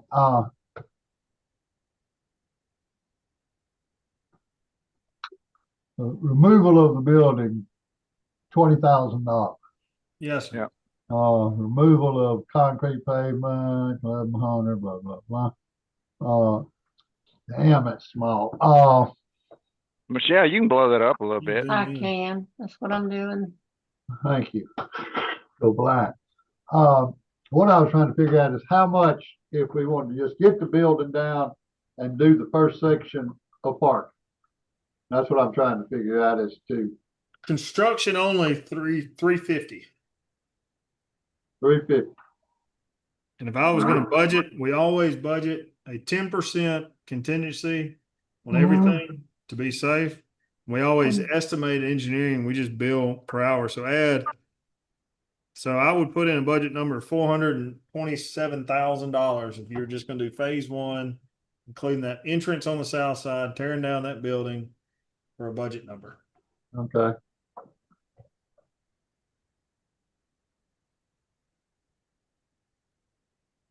$420, is that what you said? Yes, sir. Okay. All right. We don't have that much money. I know.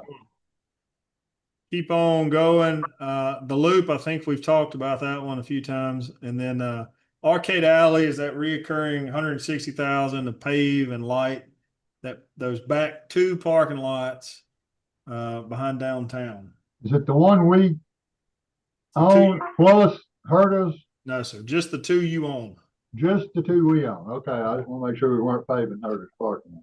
And I know that gets brought up every year. And in that big downtown renovation grant, that it had all that stuff, and it had obviously we were not funded, but it did have it had all of that, including a new parking lot where the recycling bins are on the west side of North Bio, and it had all kinds of downtown improvements. But anyways, that's been a reoccurring theme. I know that the high priorities of those regards, obviously the street, which I know we've been working on. Fayette Davis we've been trying to do that for a little while now. University, we've got to figure something out. The projects, the Fayette Davis University, and then if we can afford it, at least South MLK would be a really nice part of that loop project. Try to get that addressed. I know it's a major go to our bond schedule, Michelle. Okay, so all right, Josh, we got $36,000 more to spend. All right, let's see what all we got. Let's see. Yeah, so y'all included tentatively Fayette Davis. Well, we got all of the striping in there right now. We got the whole 228,000. Okay. All right. But you're saying if you're going to do any of it, do MLK. Yes, sir. What would that cost? That was $70,000. $70,000. There you go. But here's my question. On Arcade Alley, I know last year we talked about postponing this until those EV chargers were in place. Well, they're still not in place. Do we need to wait until that's done? If you budgeted that today, the EV chargers, this work wouldn't happen until next year. We're not going to catch paving season right now. Hey, let me ask one more question. All right, we were talking about buying that other parking lot. Y'all said Raymond owns it? Mm-hmm. Yeah. All right, there's two of them back there, though, that we don't own? One. We One. own two. I mean, I think we need to buy that lot before we start spending money on our lots. I think so too, because his is really probably the worst shape, right? So we would Yes. be using 2/3 About of so. the parking lot, but not 1/3. That's correct. That's what that budget's for. I'm just saying, I'd rather get that lot because Right. if we go back there and clean it all up, all of a sudden we're gonna make the value of his lot go up. Exactly. Well, and That's not right. only that, if we've got that EV charger project that's gonna take place, I mean, you're gonna fund this in the bond and not be able to do it. Well, I would rather take a little money out of the striping project and spend that $70,000 and buy that other lot. And then go on and put your 161,000 in there. Put that back in there. Okay. What happened? Or Oh. wait for that till next year, because Can we're y'all not gonna see my get to it this screen? year anyway. You're not gonna have enough money to do all 3 lots. Yeah, but I'm just saying, I don't want to spend money on the lots until we own all of them. Yeah, but That'll drive the price up for him. It's Well, gonna we- drive the price up. He's gonna, all of a Right. sudden, his is gonna be worth more money. he's got the lots on there to buy, but can we take the parking project off and do it next year? And 'Cause do it's it gonna be next more year. than Yeah, that, yeah, that's now that right. we have all 3. That's kind of where I Next was, year we'll have all 3. Yeah. right. That's where I was getting to, Marcy. Is think take that's- them off.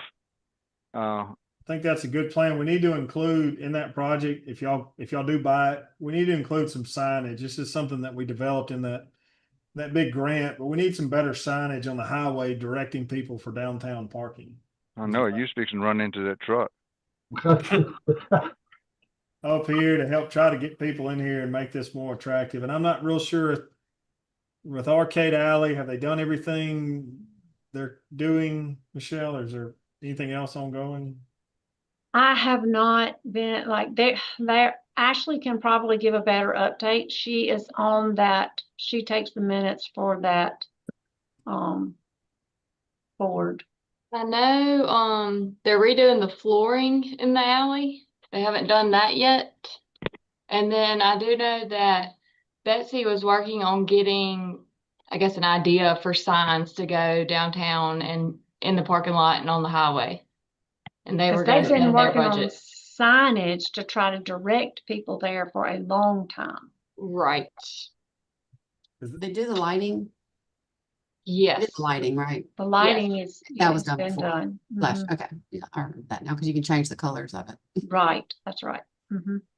Let me ask a question, make sure I'm not out of the loop. The project that we were gonna do on Martin Luther King Drive, that we're not dismantling that, correct? No, it's No. still in there. Okay, okay. No. The striping on Martin Luther King would be done. Yeah, that's number 1 on the list. Okay. Talking about MLK, there was some traffic accidents on MLK, and we were getting like requests from attorneys involved in lawsuits for the city to make a stance on how many lanes of traffic MLK is supposed to be. Well, Josh, since you opened that up, that's where I was going with the board, and thank you for that part. And I need to make sure that we were clear about that, because that's exactly what's going on. And we followed through whatever the proper, this has been a year or 2 ago, and I remember it was 2 lanes as the response. That attorney did not like that. I guess I don't know, maybe his client had a wreck because they were passing someone or something. And anyways, it's in rough shape. All right, go back to the bond schedule.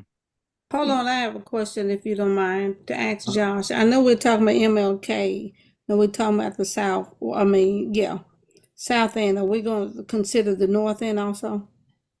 Yeah, so the north end is included in that total price of that striping job, the 228. 228 includes the north half as well. But that's not what we're putting in the bond right now. We're only doing the south side. That's what we're trying to figure out, Josh. How much money? All right, so wait, you How got the much do 7. all of MLK? Wait, you got it all in there now. Well, just leave it. That's 200. No, I have 70,000 in there. Then, I mean, if we're gonna do MLK, do the whole thing. Might as Do well. all of it. Do all of MLK. I mean, I'm fine. So Let me how make much sure would it this- be to do all of MLK, Josh? I'll send you that. The north half of MLK is built for 4 lanes. It's plenty wide enough. We would restripe it in the same configuration it currently is, just like Ronaldman and Bishop. So that's not too important. It's less, in my opinion, for regarding traffic safety, it's less important as South End. How much money was it to finish it though? I can, hold on one second, I'll pull that up.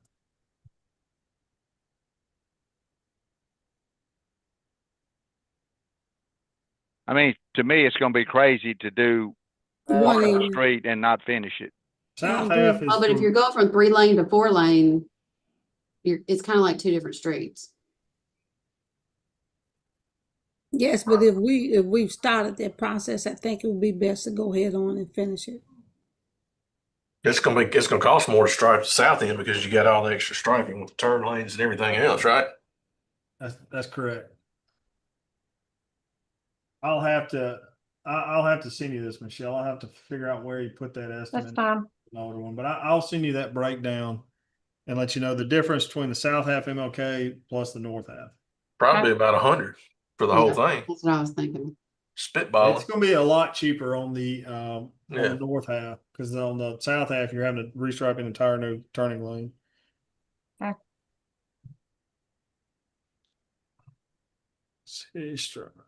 Yeah, so you're saying we might can do the whole MLK for 100.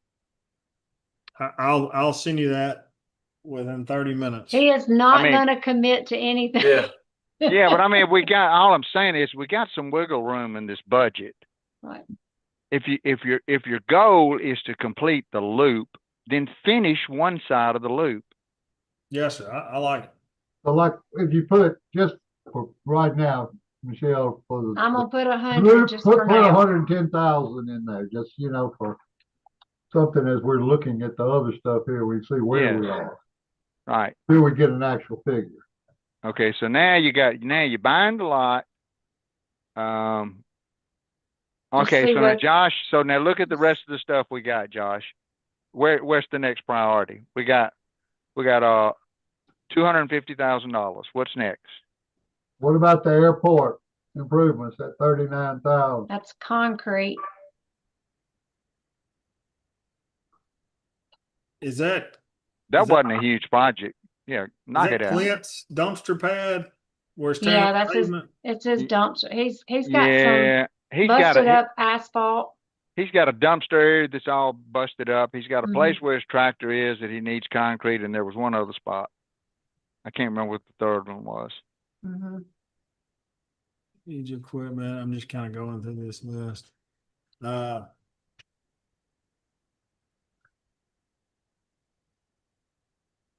Shit, this looks better than I remember in years past. Having a little bit of wiggle room. Well, it's because the streets are somewhere else, Josh. Right. If we had the streets here, you'd take $600,000 out of this conversation. And you don't make any headway with 600,000. Exactly. We weren't getting anywhere. Chasing Exactly. And next year, we won't have the remainder of the fire trucks. to That's contend exactly with. right. That's I- next year, Paul, we may have some extra wiggle room to do some serious work on North Bow. What about that park upgrade? Could you, Discussed on that in the past. Ruby Street. Hmm. Yeah. Well, what do y'all want to do on the parking? How much do y'all want to put there? Because it's obvious you can't, I mean, you've either got to do, so Do the 25,000 to tear the building down. Get started. Man, So it Um, would be 2.2 if you do the whole first parking lot, or you do, how much? Tear the building down. And you're at 1.8.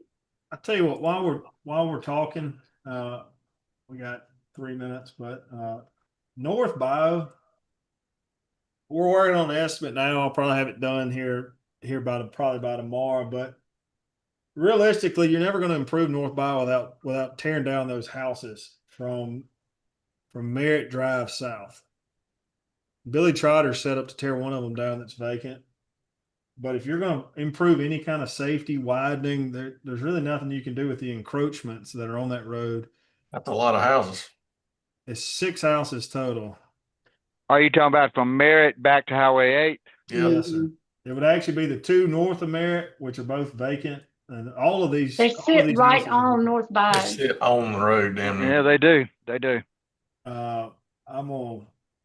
Let's see. I'll show y'all. This is something we wrote it today, and Do you need to share your screen? yes, ma'am. Did it work? there it is. I cut my screen off. These might be David Bailey. I looked at this earlier and I talked to Billy Trotter. Both of them look just like that. They look vacant. That You house get is closer, there's some even closer. Yeah. This house is gonna get torn down by Billy. It's vacant. The rest of these are all active. We're pulling the assessed tax value of them. You can move the poles too, wouldn't you? Absolutely. Oh, yeah, So we're gonna the have to biggest move problem, poles. that road is 24 feet wide. As far as Wow. the road pavement width, it's wider than Rosemary Road on the north end. But the difference is this is full of encroachments of cars pulling out on you, power poles too close to the road, mailboxes right on the edge where you can't fit. So Well, I'm like But Paul, you it's get also- down there where Timbo's doing all that stuff, you can have cars pulling out everywhere. It's also like all that damage on the road right there that you try to avoid that makes it feel smaller than it is. Because I went down there the other day and thought the same thing. You're and- constantly avoiding what you see right there on the left. Well, In and it's several also, places. with the traffic study, you have over 5,000 cars in a day going down that road. It is nonstop traffic and pedestrians. A lot why of I say that- A lot of pedestrians, kids going to walking to school. a lot of pedestrians. So I really think we could phase this in and cover all the pavement work needed in our long range street plan. But I think starting with trees, number one, potential property acquisition, and then getting all these poles moved is the direction to go. Address all the encroachments and then come back and make it a nice road, striped, have proper little late turn-ins to every driveway, all the mailboxes shift back, put a little shoulder on either side. And this could be a really nice, especially for the amount of traffic. So This is my problem with allowing those Timbo to build those apartments, that all of them are gonna have to back out into this street. Yep. That it's gonna be, and it's right, isn't that it? Just right there to the left, isn't that the lot? no, Further down. yes, Further down? Yeah. Yeah, it's further down. But it's right on the other side of a curve. As you're coming down the street. Right across the street from that building, right? Right there. Yeah. That's really not as curved as I thought. Right there.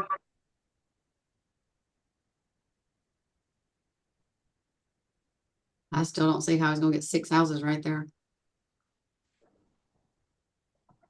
I just don't see, I think we're just creating a hazard. Yeah.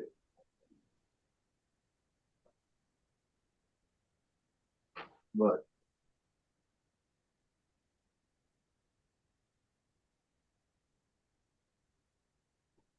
All right. But as far as the improvements, I do think I'm gonna have you something to look at, but I really think getting rid of some of these houses is worth considering if you want a safe road, especially on the south end. I think some way we're gonna clear it up, so we're gonna have to.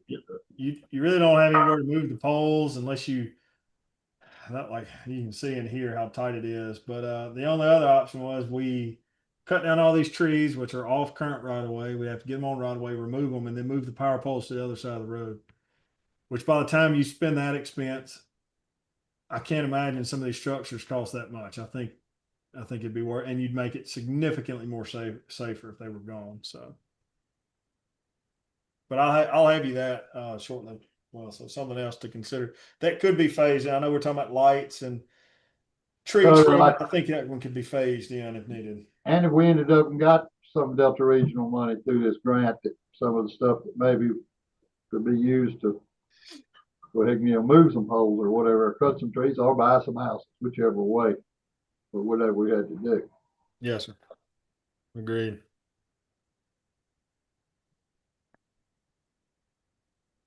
Okay. All right. The only one other point, I touched on this just a little bit earlier about that flood study. At some point, we're going to keep looking and see if anything else comes up. At some point, we're going to have to keep going. Not having a city drainage map makes it. To be honest, we're never going to solve all these issues without it. And so, at one point, we were phasing in some mapping efforts that didn't last very long. we were hoping to find some FEMA money that would cover it all. We'll continue searching for it, but at some point we're going to really need to consider better mapping efforts for the storm drainage system in order to keep going on these drainage projects. So, and it helps Steve-O, and even if we had a really good map and a better way of documenting and have the public works actually document when they're cleaning lines to make sure every line's getting addressed in some time, it would make a significant impact citywide on drainage. So I know it's kind of in your long range plan, but I don't want to stop talking about it. It's desperately needed. So Michelle, can you go back to his, or Josh, can you put your If screen? you can stop sharing. Yeah, I just wanted to see, did we, in the bond, did we have those like the not the real big ones, the university and the university pump station? Yeah. Yes. And the Jefferson, Have all okay, those. they're in there. Okay, I was just. Yes, sir. All right. I normally put all of Josh's requests like that in the bond and then leave it up to y'all to take anything out. In other words, you want to Unless make it's you want to something make it our crazy. fault, right? Sir? You want to make it our fault. I understand. Michelle, what's a bike park? I It's Look like a actually, BMX track. it's actually pretty cool. I'll send you the presentation. That it's got some links that you can look at it. They have a couple of them in Arkansas, was where the videos are from. Oh, that's what we had downtown. It's like a dirt track kind of thing. BMX. Yeah, it's kind of, yeah. I know, but we can't take care of the park stuff we have now. We had a BMX track, but we tore it down and built softball fields. We did. We Yeah. sure did. Yeah, and we used to go to the one in Memphis, and it's not there anymore either. Gotcha. But this one looks more playful, not like Yeah. like it looks like toddlers can just kind of play on. I watched Yes, videos that's and what this stuff. is for children. That this is is different. For kids. This is not for like so Big anyway. people. That's why you had a backyard. I have I've got one more question. This was brought to my attention a lot throughout, especially this year of baseball season, of all baseball seasons. But I got asked about it a ton. But I've had multiple people tell me that there's volunteers wanting to assist with It's true. We addressed that. maintenance of That was baseball, true. and that they're unallowed because of liability reasons. Yeah, we're We addressed dealing with that. it. We're But dealing that's- with it, Josh. Yeah. That was the stupidest thing in the world, but we're dealing with it. Okay. I don't Right. see we have any more liability than if they're out there at the ballpark than if they're out there working at the ballpark, raking and helping them, whatever. But anyhow, Great. Yeah. that's why we Would have you, lawyers. Michelle, would you save what you got there and maybe email us all a PDF of this Mhm. so that between now and tomorrow, if anybody wants to come up with an idea of where we think we need to spend that extra 200,000. I will. All right. All right. Any more questions of Josh? Appreciate it, Josh. Thank y'all. Thank you, for all do. Josh. Yeah. We may not be through with you though. We may have to come back to you. Yep, I'll be here all day. And you're gonna call us to do all of Martin Luther King. How much? Yes, sir. I'm gonna have you that shortly. Thank you. All right. I am going to let Thomas in and then I am going to have to take a quick little break. But Yeah. y'all will be fine.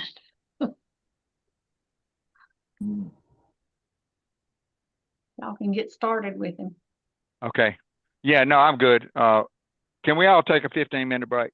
Oh, well, I Please. just admitted him. Do you want me to tell him we're gonna take about a 15-minute Yeah, break? let's just tell them. I need a break. I need some Okay. coffee and go Yeah. to the restroom and Okay. take a hike and whatever. All right. Hey, Thank you. Thomas, All right. I know I just admitted you, but we're gonna take about a 10 or 15-minute break. We've been rolling and everybody needs to grab coffee, go to the restroom, whatever. So you can mute step away, whatever you need to do, but we're taking a Yes, ma'am. break. Okay. All No. right, thank you. Don't tell it all. Yeah.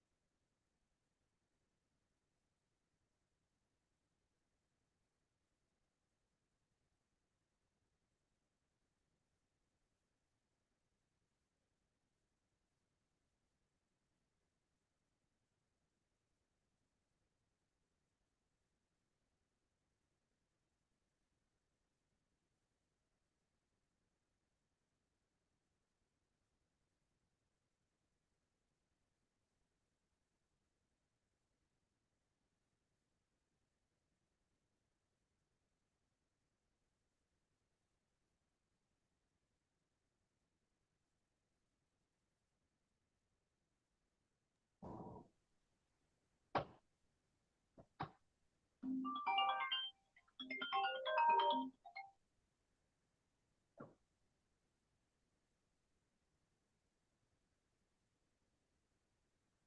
this is Tiffany with the Verification and Funding team. Just wanted to give you a quick update. I had a chance to review your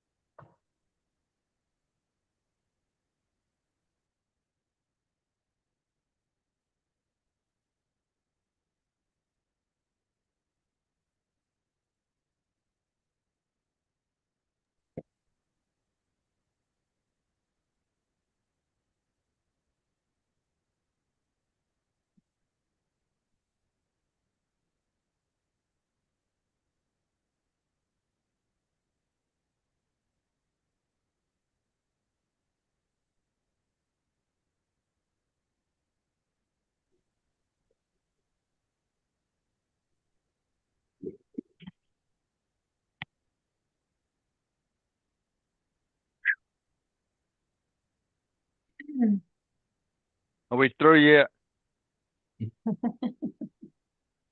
Hello, Thomas. Mr. Gasparletti, how are you? Good. One point of clarification on your budget. You said something about fixing potholes. Did you mean manholes? Yes, sir. The ones you drive when you're going westbound on Highway 8. All right. So we kind of touched base with Josh for a minute on them. He said it was really going to be a huge project. You talking about on Highway 8? Yes, sir. Yeah, they are bad. I agree with you. I ride down Highway 8 dodging them. Yeah.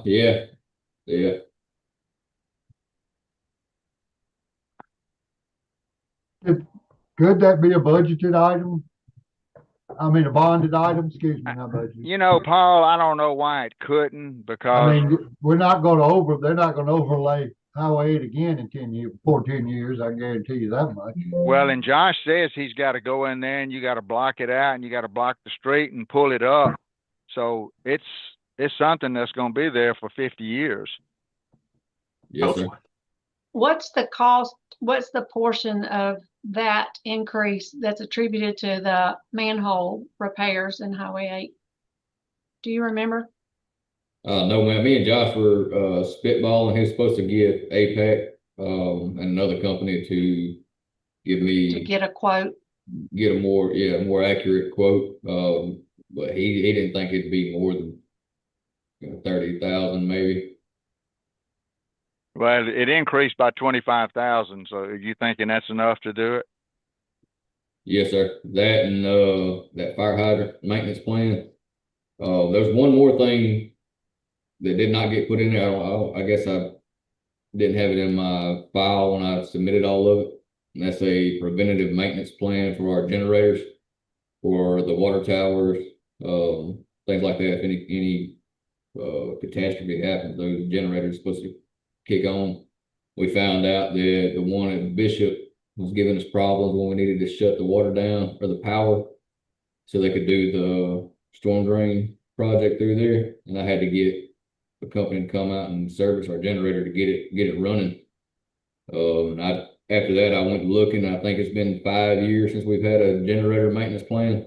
Well, that's the one that went out Yes, about sir. the time Keith left, wasn't it? Yes, sir. Yeah, and I did get 2 quotes on that from Taylor Generator and Nixon Power, and one of them is What's the lowest? the lowest is $6,040 for a yearly maintenance plan. That'd be every year. I think that's something we need to have. You have. Absolutely. That covers both generators at the one at Bishop Water Tower, the one at Hospital Water Tower, and the 2 generators I have at the influence station on our new lagoons. I'm gonna include that in your original request, not something that the board is changing, so. Yes, ma'am.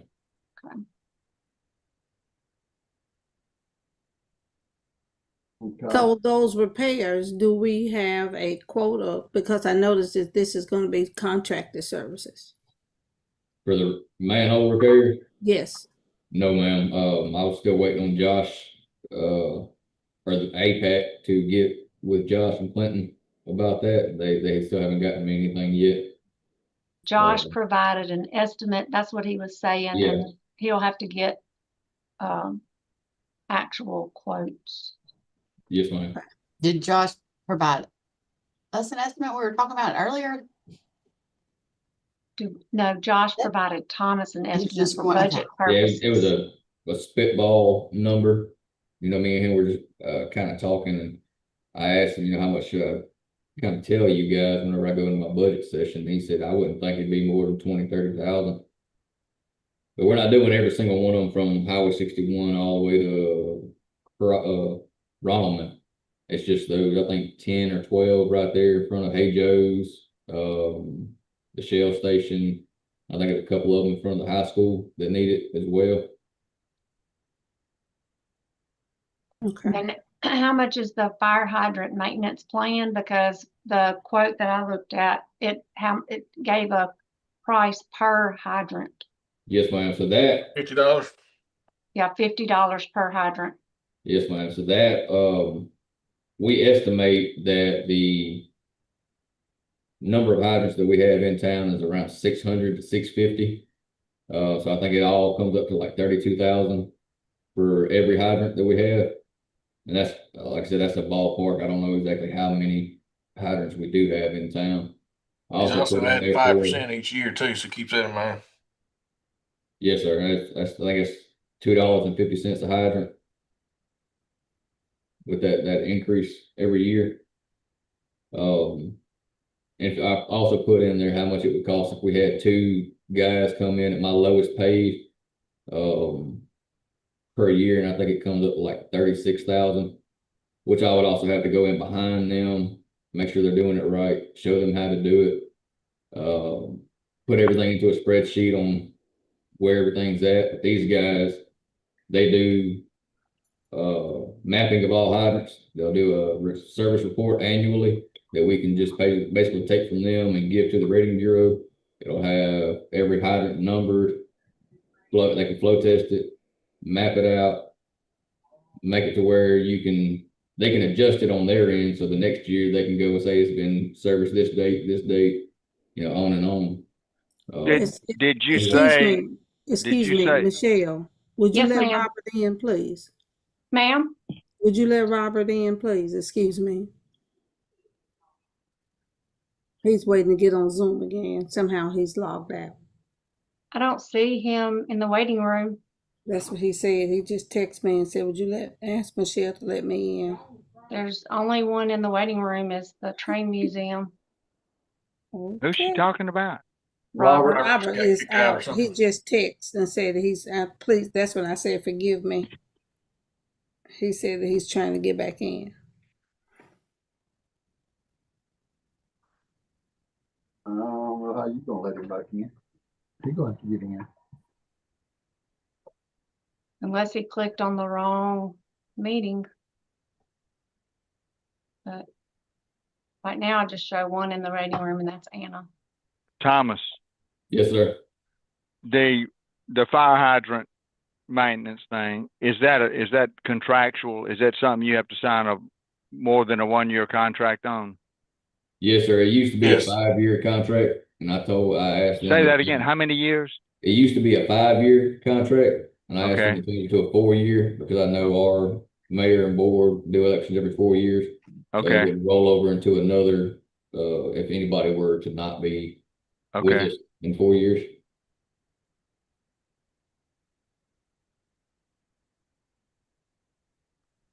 Where is that on this worksheet, Right Michelle? here in contracted wastewater services. treatment. Oh, it is in that number. Oh, okay.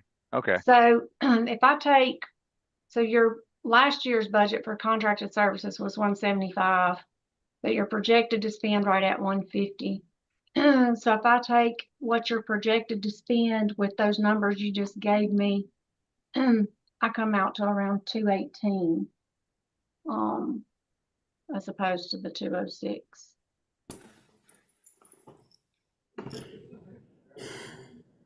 I think you had requested 200,000, and then you just asked to add the 6,000 for the generator maintenance. Yes, ma'am. So we really needs 218. If he feels Minimum? comfortable with what he spent this year as being a good starting point, as opposed to where he budgeted last year, Yeah, then we can start it. right. Then he And can take, and request take 20, 218. and take the 25,000 out for the manholes. Oh, okay. Take 25 out for the manholes and put it in the bond. I thought he said 30 for the manholes. It's roughly between 20 and 30. Okay. That's the Then do numbers 30. Josh was giving me. Yeah. Okay.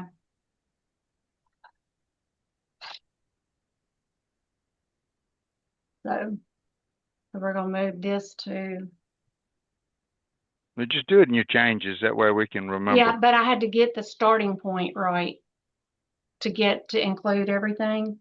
Got it.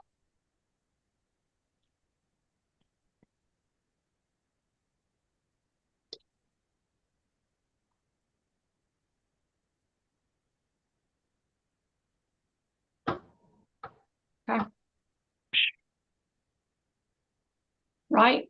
That's what y'all want to do? Discussion? Okay. Do y'all want to keep going here? Yeah, scoot down so we can see. That was his only request, other than his camera, which is in the bond.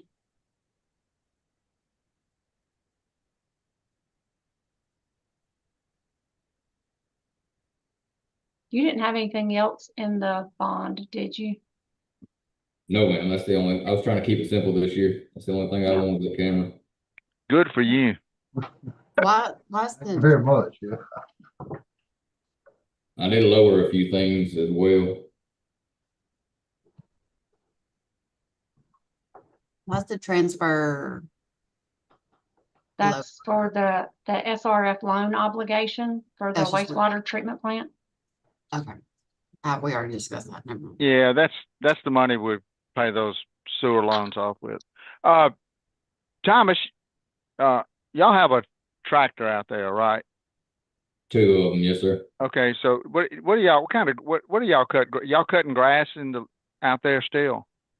Yes, sir. So we have to keep the perimeter cut around all the fence lines, the levees themselves. So what are y'all only thing cutting? Are that y'all the cutting it guys- with? Are y'all Sir? cutting it with a bush hog or what? Yes, sir. We have 2 tractors with 2 bush hogs. that we Okay, so cut you're not with. using any kind of finish mower or anything.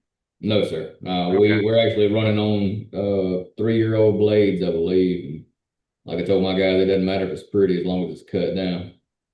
DEQ doesn't mind it looking finished as long as it's not real tall.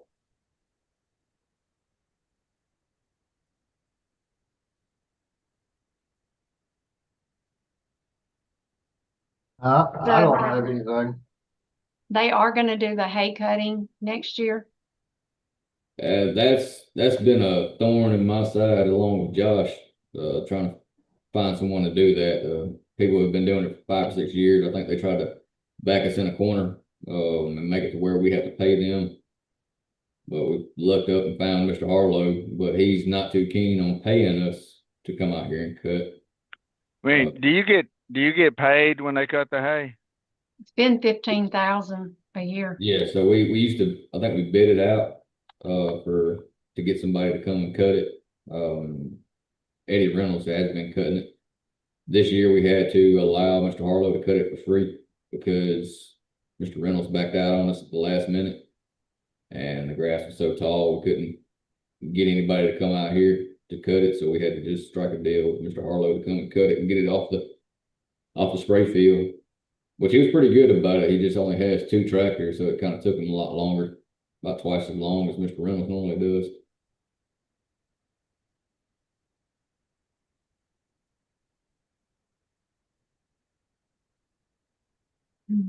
I asked because I have that 15,000 budgeted in, revenues again.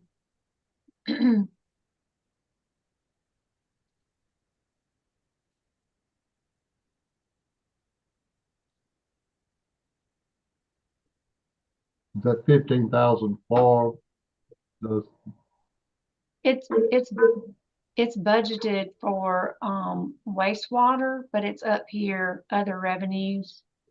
uh-huh.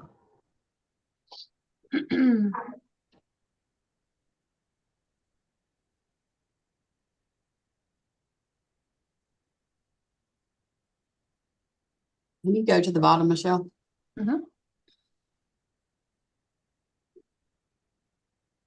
course, this is the overall sewer utility fund, not just wastewater.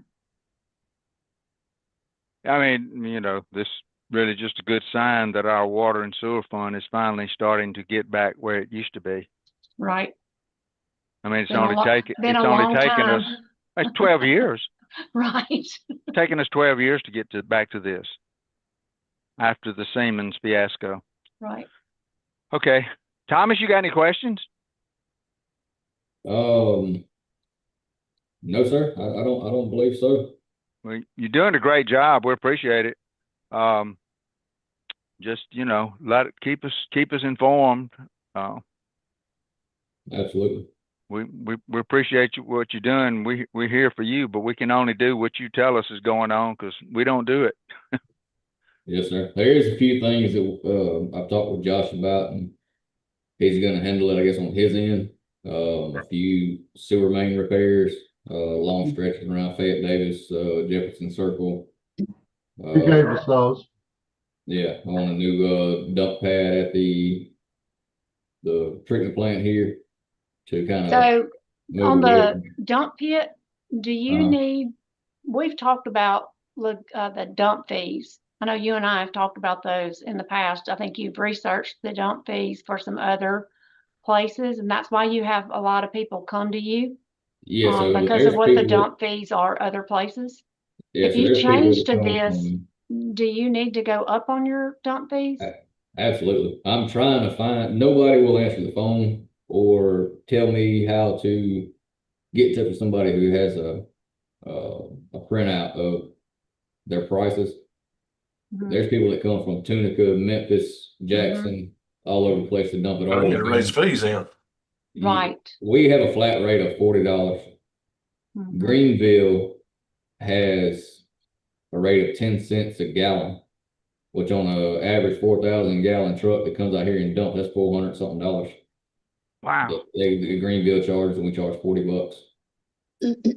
No matter how much they dump.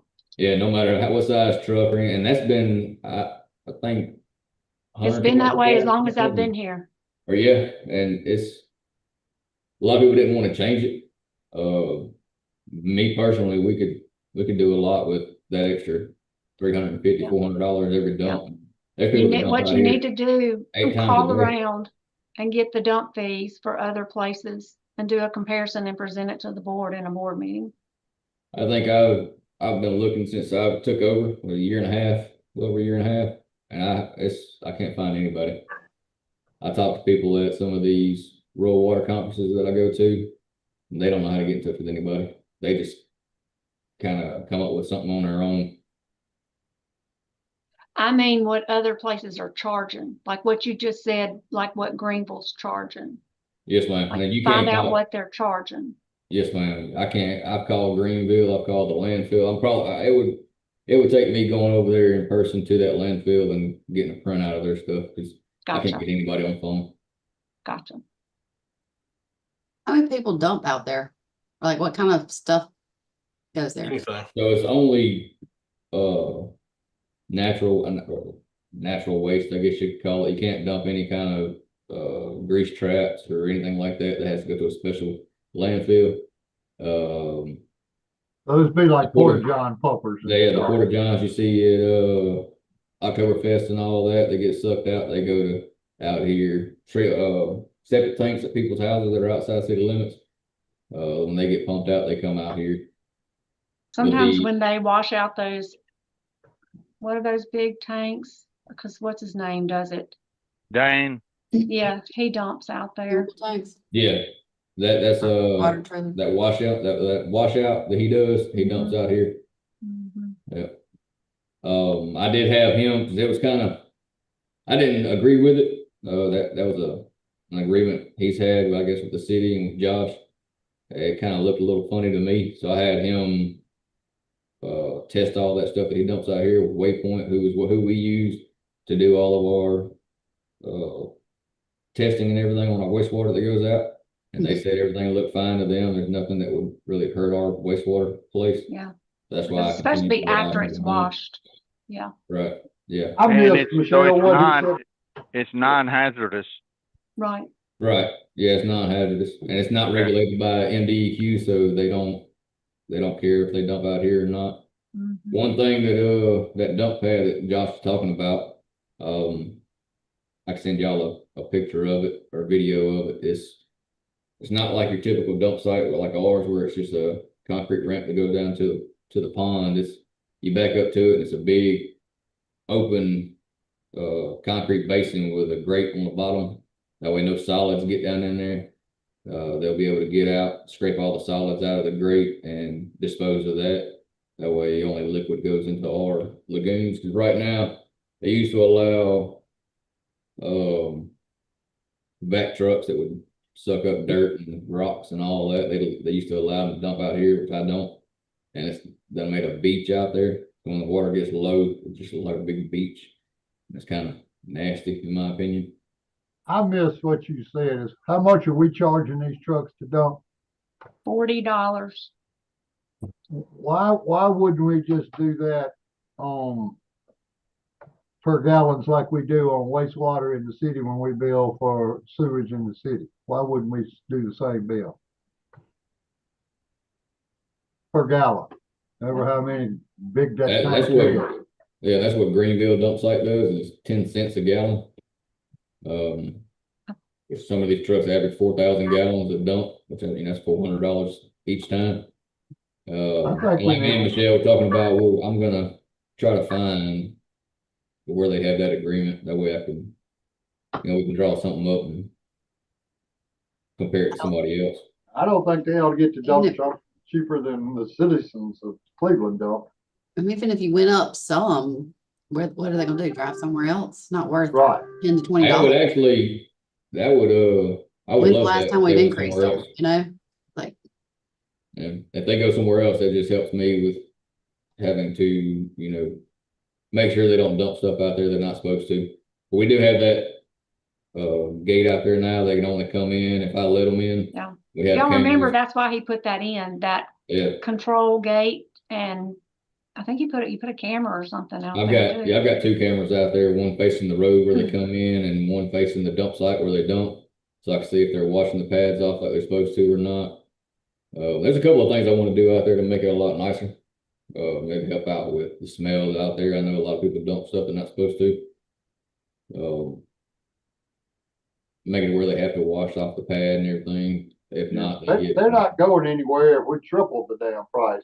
They can't go to Greenville if it's Greenville. I mean, right, $400. yeah. Like I said, it wouldn't bother me none if they went somewhere else. I don't like people exactly. out there. No loss. It ain't enough money to get worried about, so I think we ought to at least get real close to what everybody else is charging. I agree. Not worth our trouble if we don't, and somebody dumps some junk in there and messes us up, which will cost us way over $40. Yes, sir. Anything else for Thomas? All right. Thank y'all. Thank you, Thanks, sir. Thomas. We appreciate you. Yes, sir. Bring Anna in. Who? Anna. Oh, Wait, yeah. tell her turn her mic Hey, down y'all. before she gets on, because she's loud when she comes on. Yeah. Hey, y'all. Hey, y'all. Hey, Anna. Look at her. Hey y'all, Hey, y'all. what y'all doing? Just having a ball. We wouldn't have it any other way.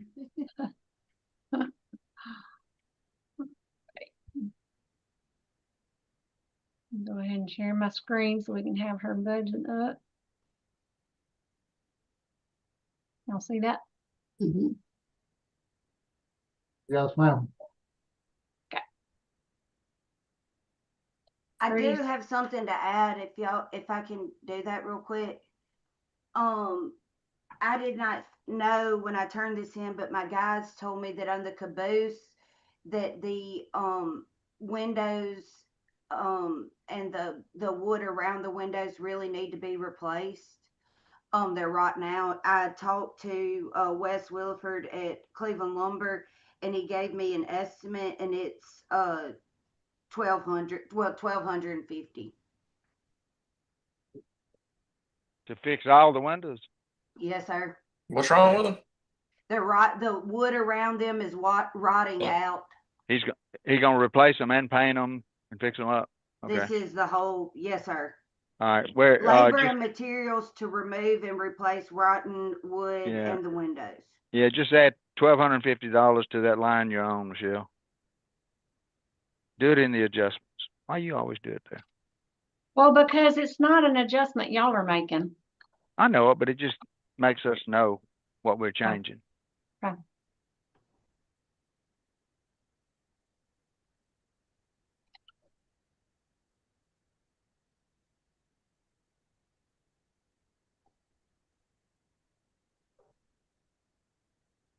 That's the only problem you got, Anna. That's not the only problem I got, but that's one I got. All right. She needs bathroom cleaning. Yeah. Yes, I do.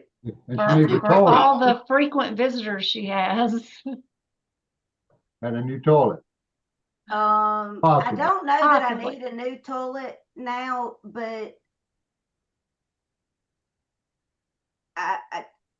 I think we need a new toilet. Stephen Chudy said we did not need a new toilet. Stephen Chudy's a plumber and I am not. So there's that. Is it working? Like, what's wrong with it? It is working, but we've had to replace the tank in it. It's a high pressure toilet, and we've had to replace the tank in it. I think twice in the past year. What is a high pressure toilet? I don't It's know. like a hotel toilet. Like a one of those jet. things. It It's is. like a That's jet what it when is. it It flushes. looks like Yeah. a regular toilet, but the tank in the back is not like your house. It's got a big old compressed bladder in there that It does. You That's got right. pressure in it. Mm-hmm. Some serious business over there. it's a hotel, Okay. Yeah. like a hotel Lots toilet. of kids, probably, I can imagine too. And then the only other thing I wanted to let y'all know, besides what you've already looked at, on the budget, is that, we have increased $10,000 this year, or right at $10,000 this year from last year.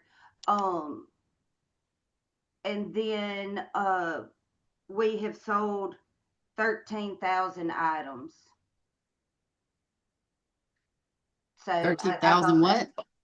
Items items. Gift shops. from their gift shop. Yes. But now Yeah. the increase is including payment from the boat as well. Because we're paid $450 every time the boat comes in. And they buy a little bit, but not tons. Is Yeah. that included in, That's in this other revenue line item right here. okay. That's other.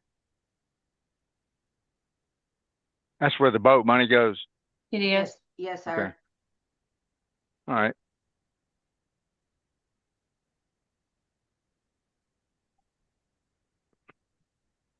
Am I supposed to say anything else? It's a test, Anna. I know Do we Go know ahead, say why? anything you want. Go back up. I'm curious if that really is lower than the budget from last year, since the boats have actually increased. Well, this past year, there was a time frame that the boats didn't get to come. There were a That's couple of right. times they didn't get to come. So what we budgeted for, we probably didn't meet. Okay. Plus, you got some Sundays in there that she's not open. Yeah. which There I were a don't, couple of I don't, Sundays I that they don't didn't blame her. open. Right. Yeah, I didn't Mhm. open Easter Sunday, Mother's Day. I told them we wouldn't do any, Mhm. holidays I like believe that. you're, but I guess they're cruising during that time too. Mhm. Yeah. Okay. No, I mean, and I don't think we got any problems with your budget. Do you have any you have any questions? Well, I do. Did Okay. y'all did y'all add freshen up landscaping? You put in a budget request of $5,000 Okay. and you just you didn't put a dollar amount in there. You just said pressure wash building, possible new toilet in ladies' room, and freshen up landscaping. I added in that because I added a trash receptacle to go with your new bench Okay. that Mr. Wolf is donating. Yes. Yes, And ma'am. and then and I misspelled caboose. Well, you I got wrote- armory misspelled in here too, but it really doesn't matter. What is? So I Armory, wrote freshen up this one. landscaping. Not in here. Yeah, so you can do all that stuff for $6,200. I don't remember doing freshen up landscaping, but I mean, I believe I'm sure I said that, but That it was on your budget request. okay. Oh, I believe you. Does your landscaping Enough? need freshening up? My landscaping looks terrible. Well, then let's freshen it up. Well, we will. Is that enough, including the freshening up? Like what area are you talking about? Just right in front of the museum on the east side? Yeah, it looks really bad, and I used to couldn't do anything because We know. I would get in trouble. Yes. Right. We know. And Yes. But now nobody's doing anything Well, to it? let me make a suggestion. That beautification committee is still working. They're doing a lot of Right. stuff.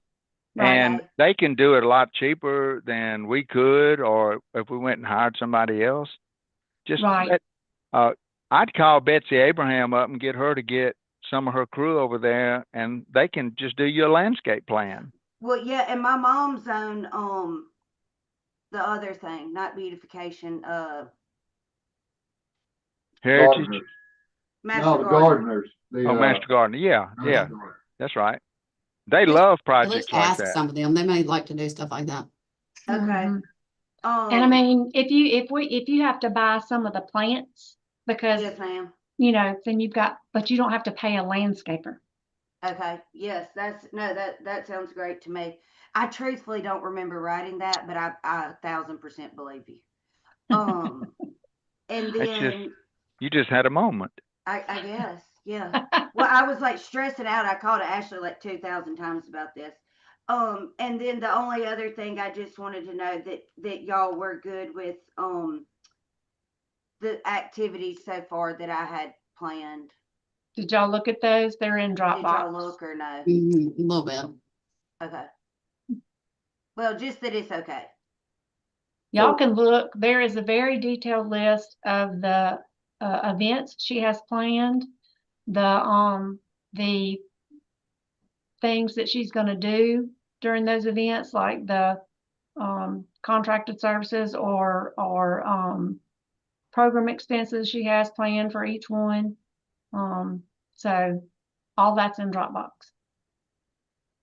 but it's all in the budget. Okay. And then the only other thing that Michelle and I talked about yesterday was that now all the trains are run through Wi-Fi. So that was like the tech support and the well, we took out the WTIUs, but that might be something that we do end up having to buy. We have just only been on this for about I don't know, 2 or 3 months. Right. So I'm just not 100% how that. So far, it's actually working better, but I just don't know the like longevity of it. I guess is what I'm saying.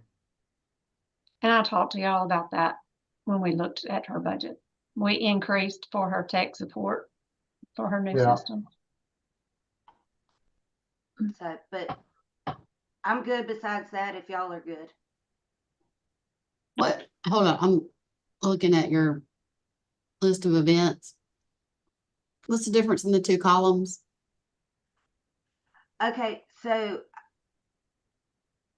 program expenses and then event services. So event services is like Oh, I see now, budget lines.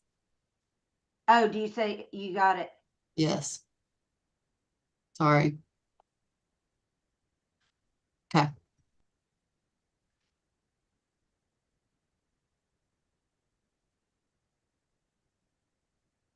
Right.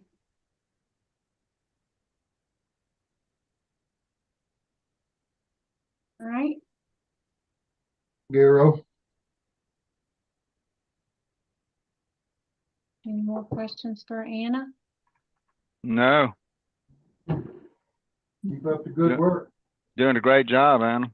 Well, thank you so much. I enjoy it. Yeah, would you like to be a park commissioner? I do not at all. Thank you though. Okay, just a thought. I am great where I am.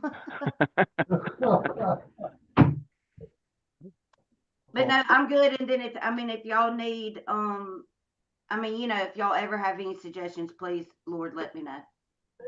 Yeah. Yeah, I would just say, the only thing I know that's been a real issue with you over at least for the last year and a half, is the increase in the boat traffic, particularly the Sunday issues. You just, we're kind of leaving it up to you to a certain extent, but by the same token, you ain't got to be out there on your own.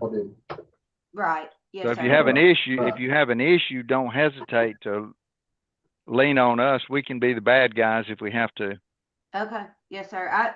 It's so far the communication with the boat really has been fine. Okay, because I know they're Okay, increasing their traffic for next year is going to increase even more. I know I've got the schedule.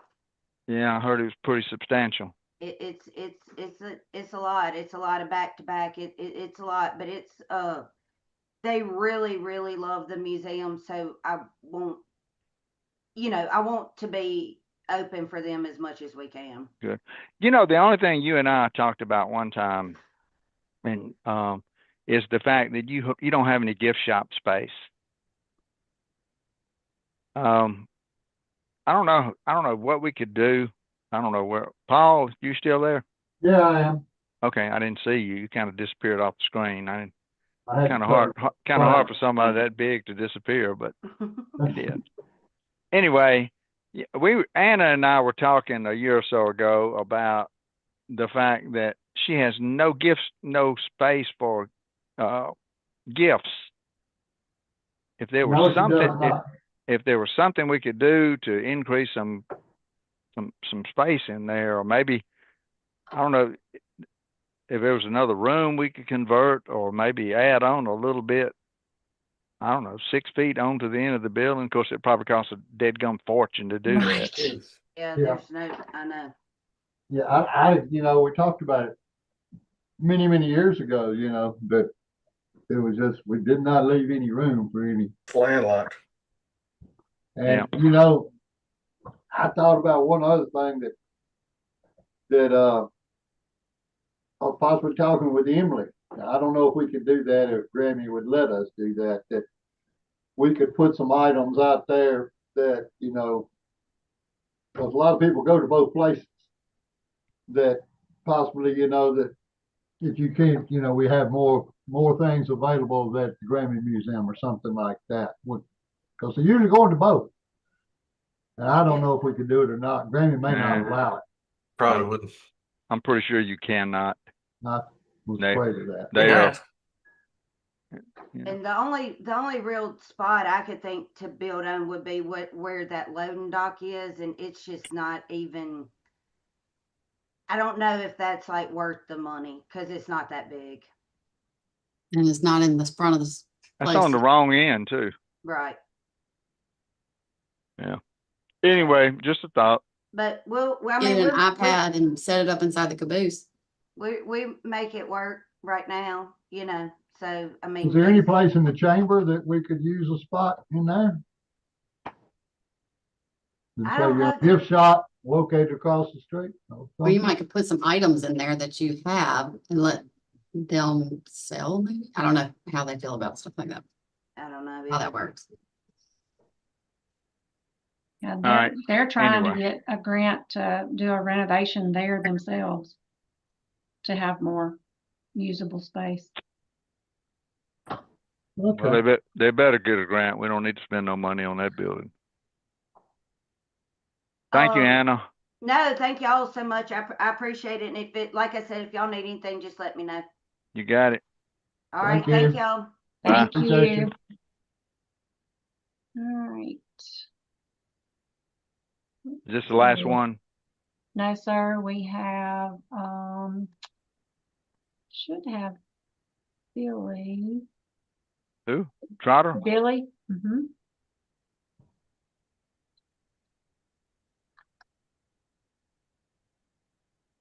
I mean, you got somebody behind Billy too? Nope, he's the last one. Oh, I thought you meant was Anna the last one. Billy is the last one. Okay, Yes, sir. got it. Got it. I misunderstood you. No.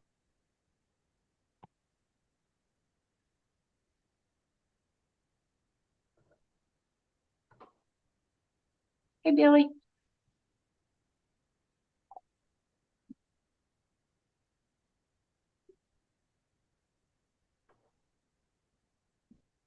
Can you hear me, Billy?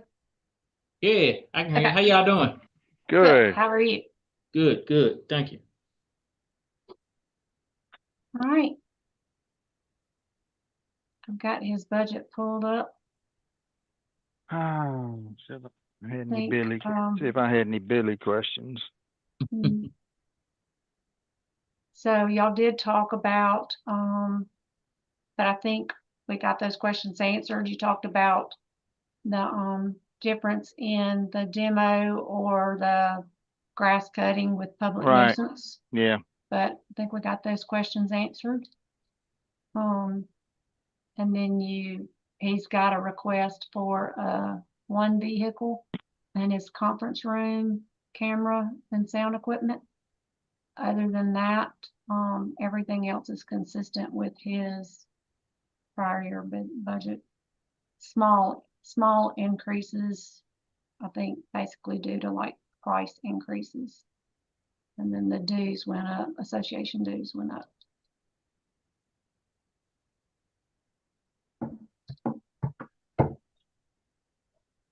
What, do we have vehicles now that we're replacing with the Traverse? Or just You know, getting? I plan on giving my truck. I don't know if you know, I got some big guys here. And we had one truck that Brett had that's really, really small and no one really can operate it. So I was gonna transfer it to Public Works and get my guys, since I don't go out in the field and do much pickup and stuff, let them, one of my guys get the pickup truck and I use Traverse to get back and forth or whatever.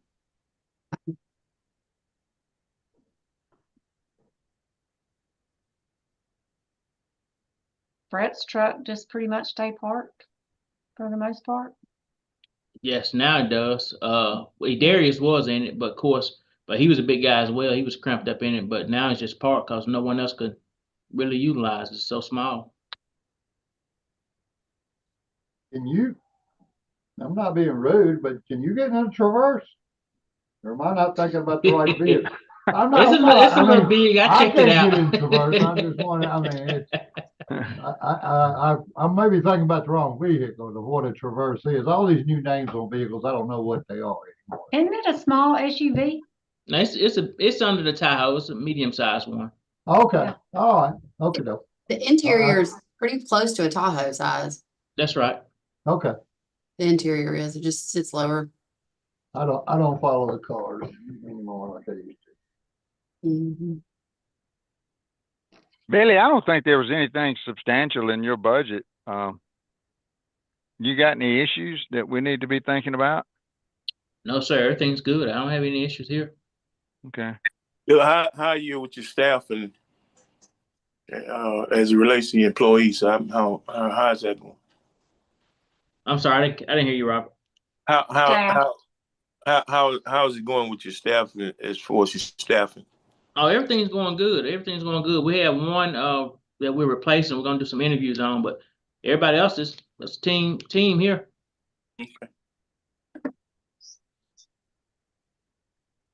I've seen a lot of improvement in Cleveland, and a lot of things have changed in our ward. So I appreciate you and your crew. You're welcome.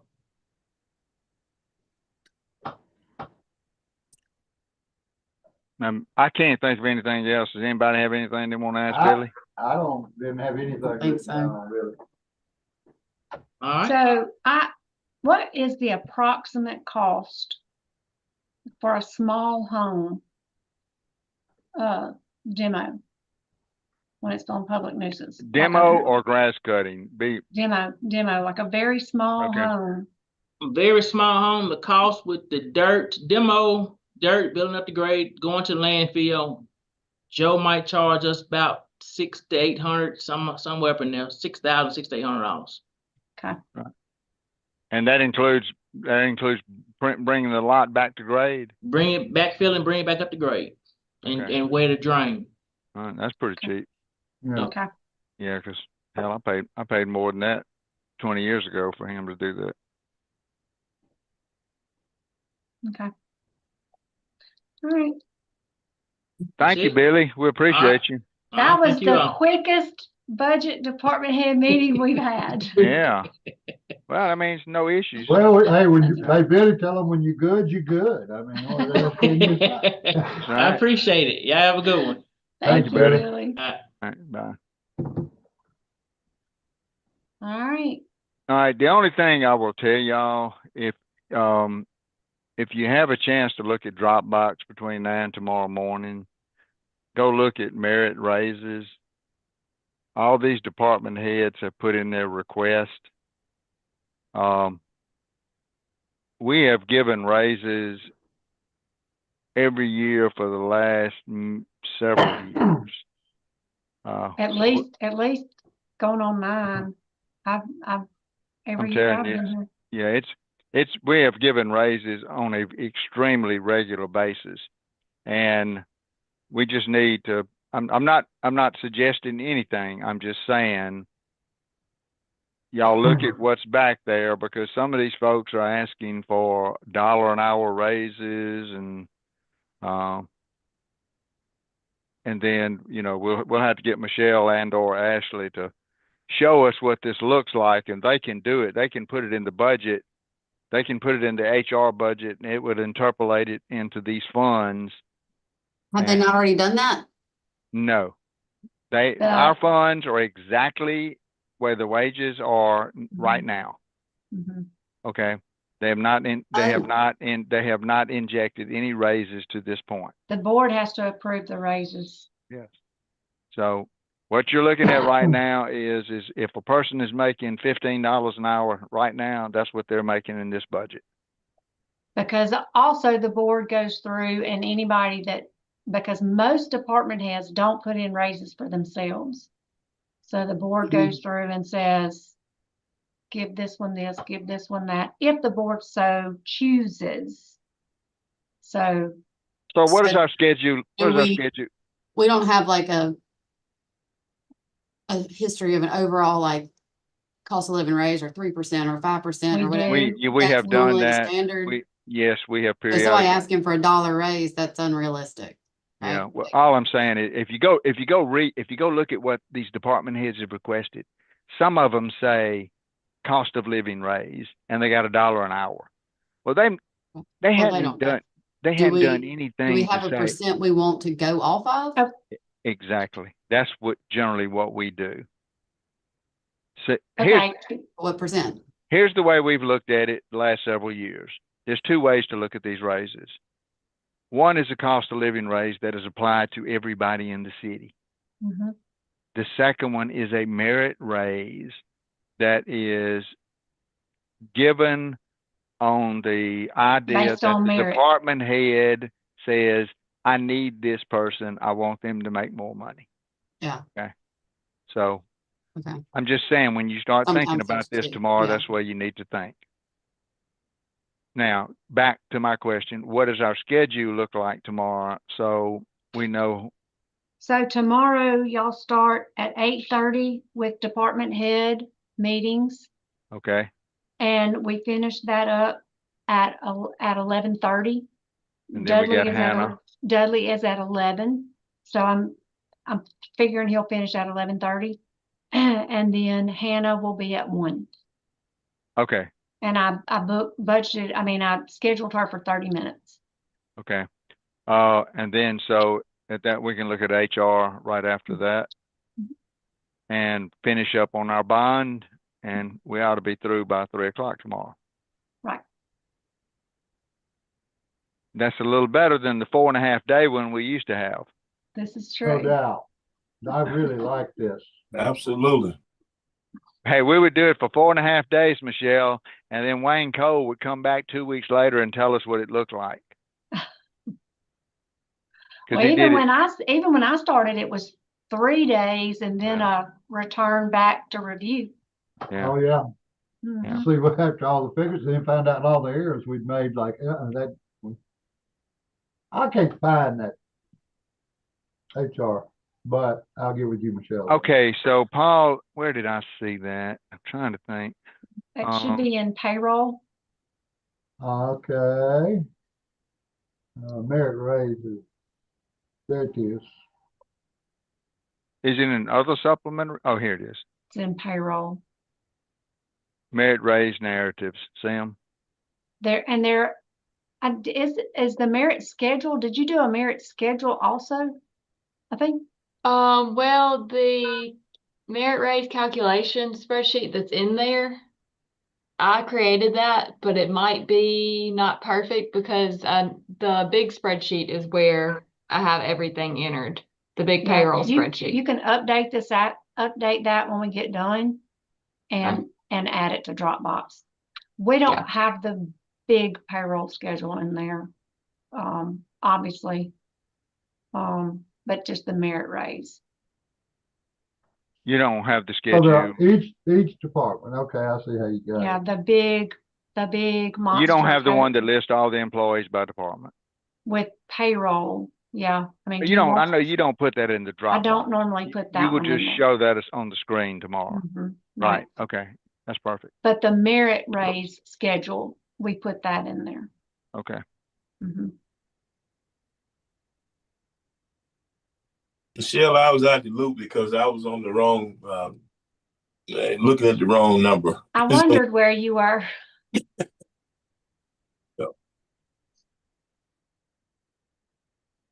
And then, but you should have the narratives that the department heads submitted. Some did, some didn't. Some of them just gave us numbers.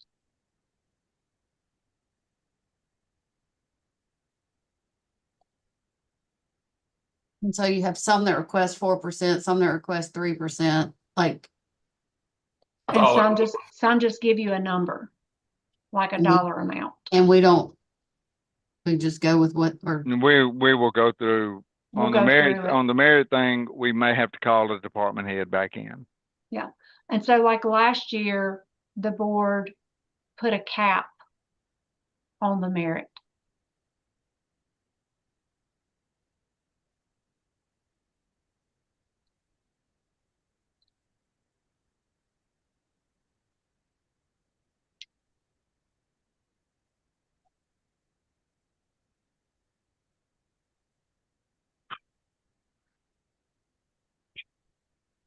But I don't want to get too much into the details of this because we are still live. Yeah, yeah, that's true. That's right. I forgot about that. Thank you, Michelle. Thanks for reminding us. Okay, all right. And we will go into executive session tomorrow afternoon when we do this. Yes, sir. All right. Unless y'all don't have any more issues, I'll make a motion. We recess this meeting until tomorrow at 8:30. Motion from Gary, second by Ted. All those in favor? Opposed? We are adjourned. A recess. Recess. Recess. All right. See y'all tomorrow morning at 8:30. Okay. How do I get out of this? Let's see.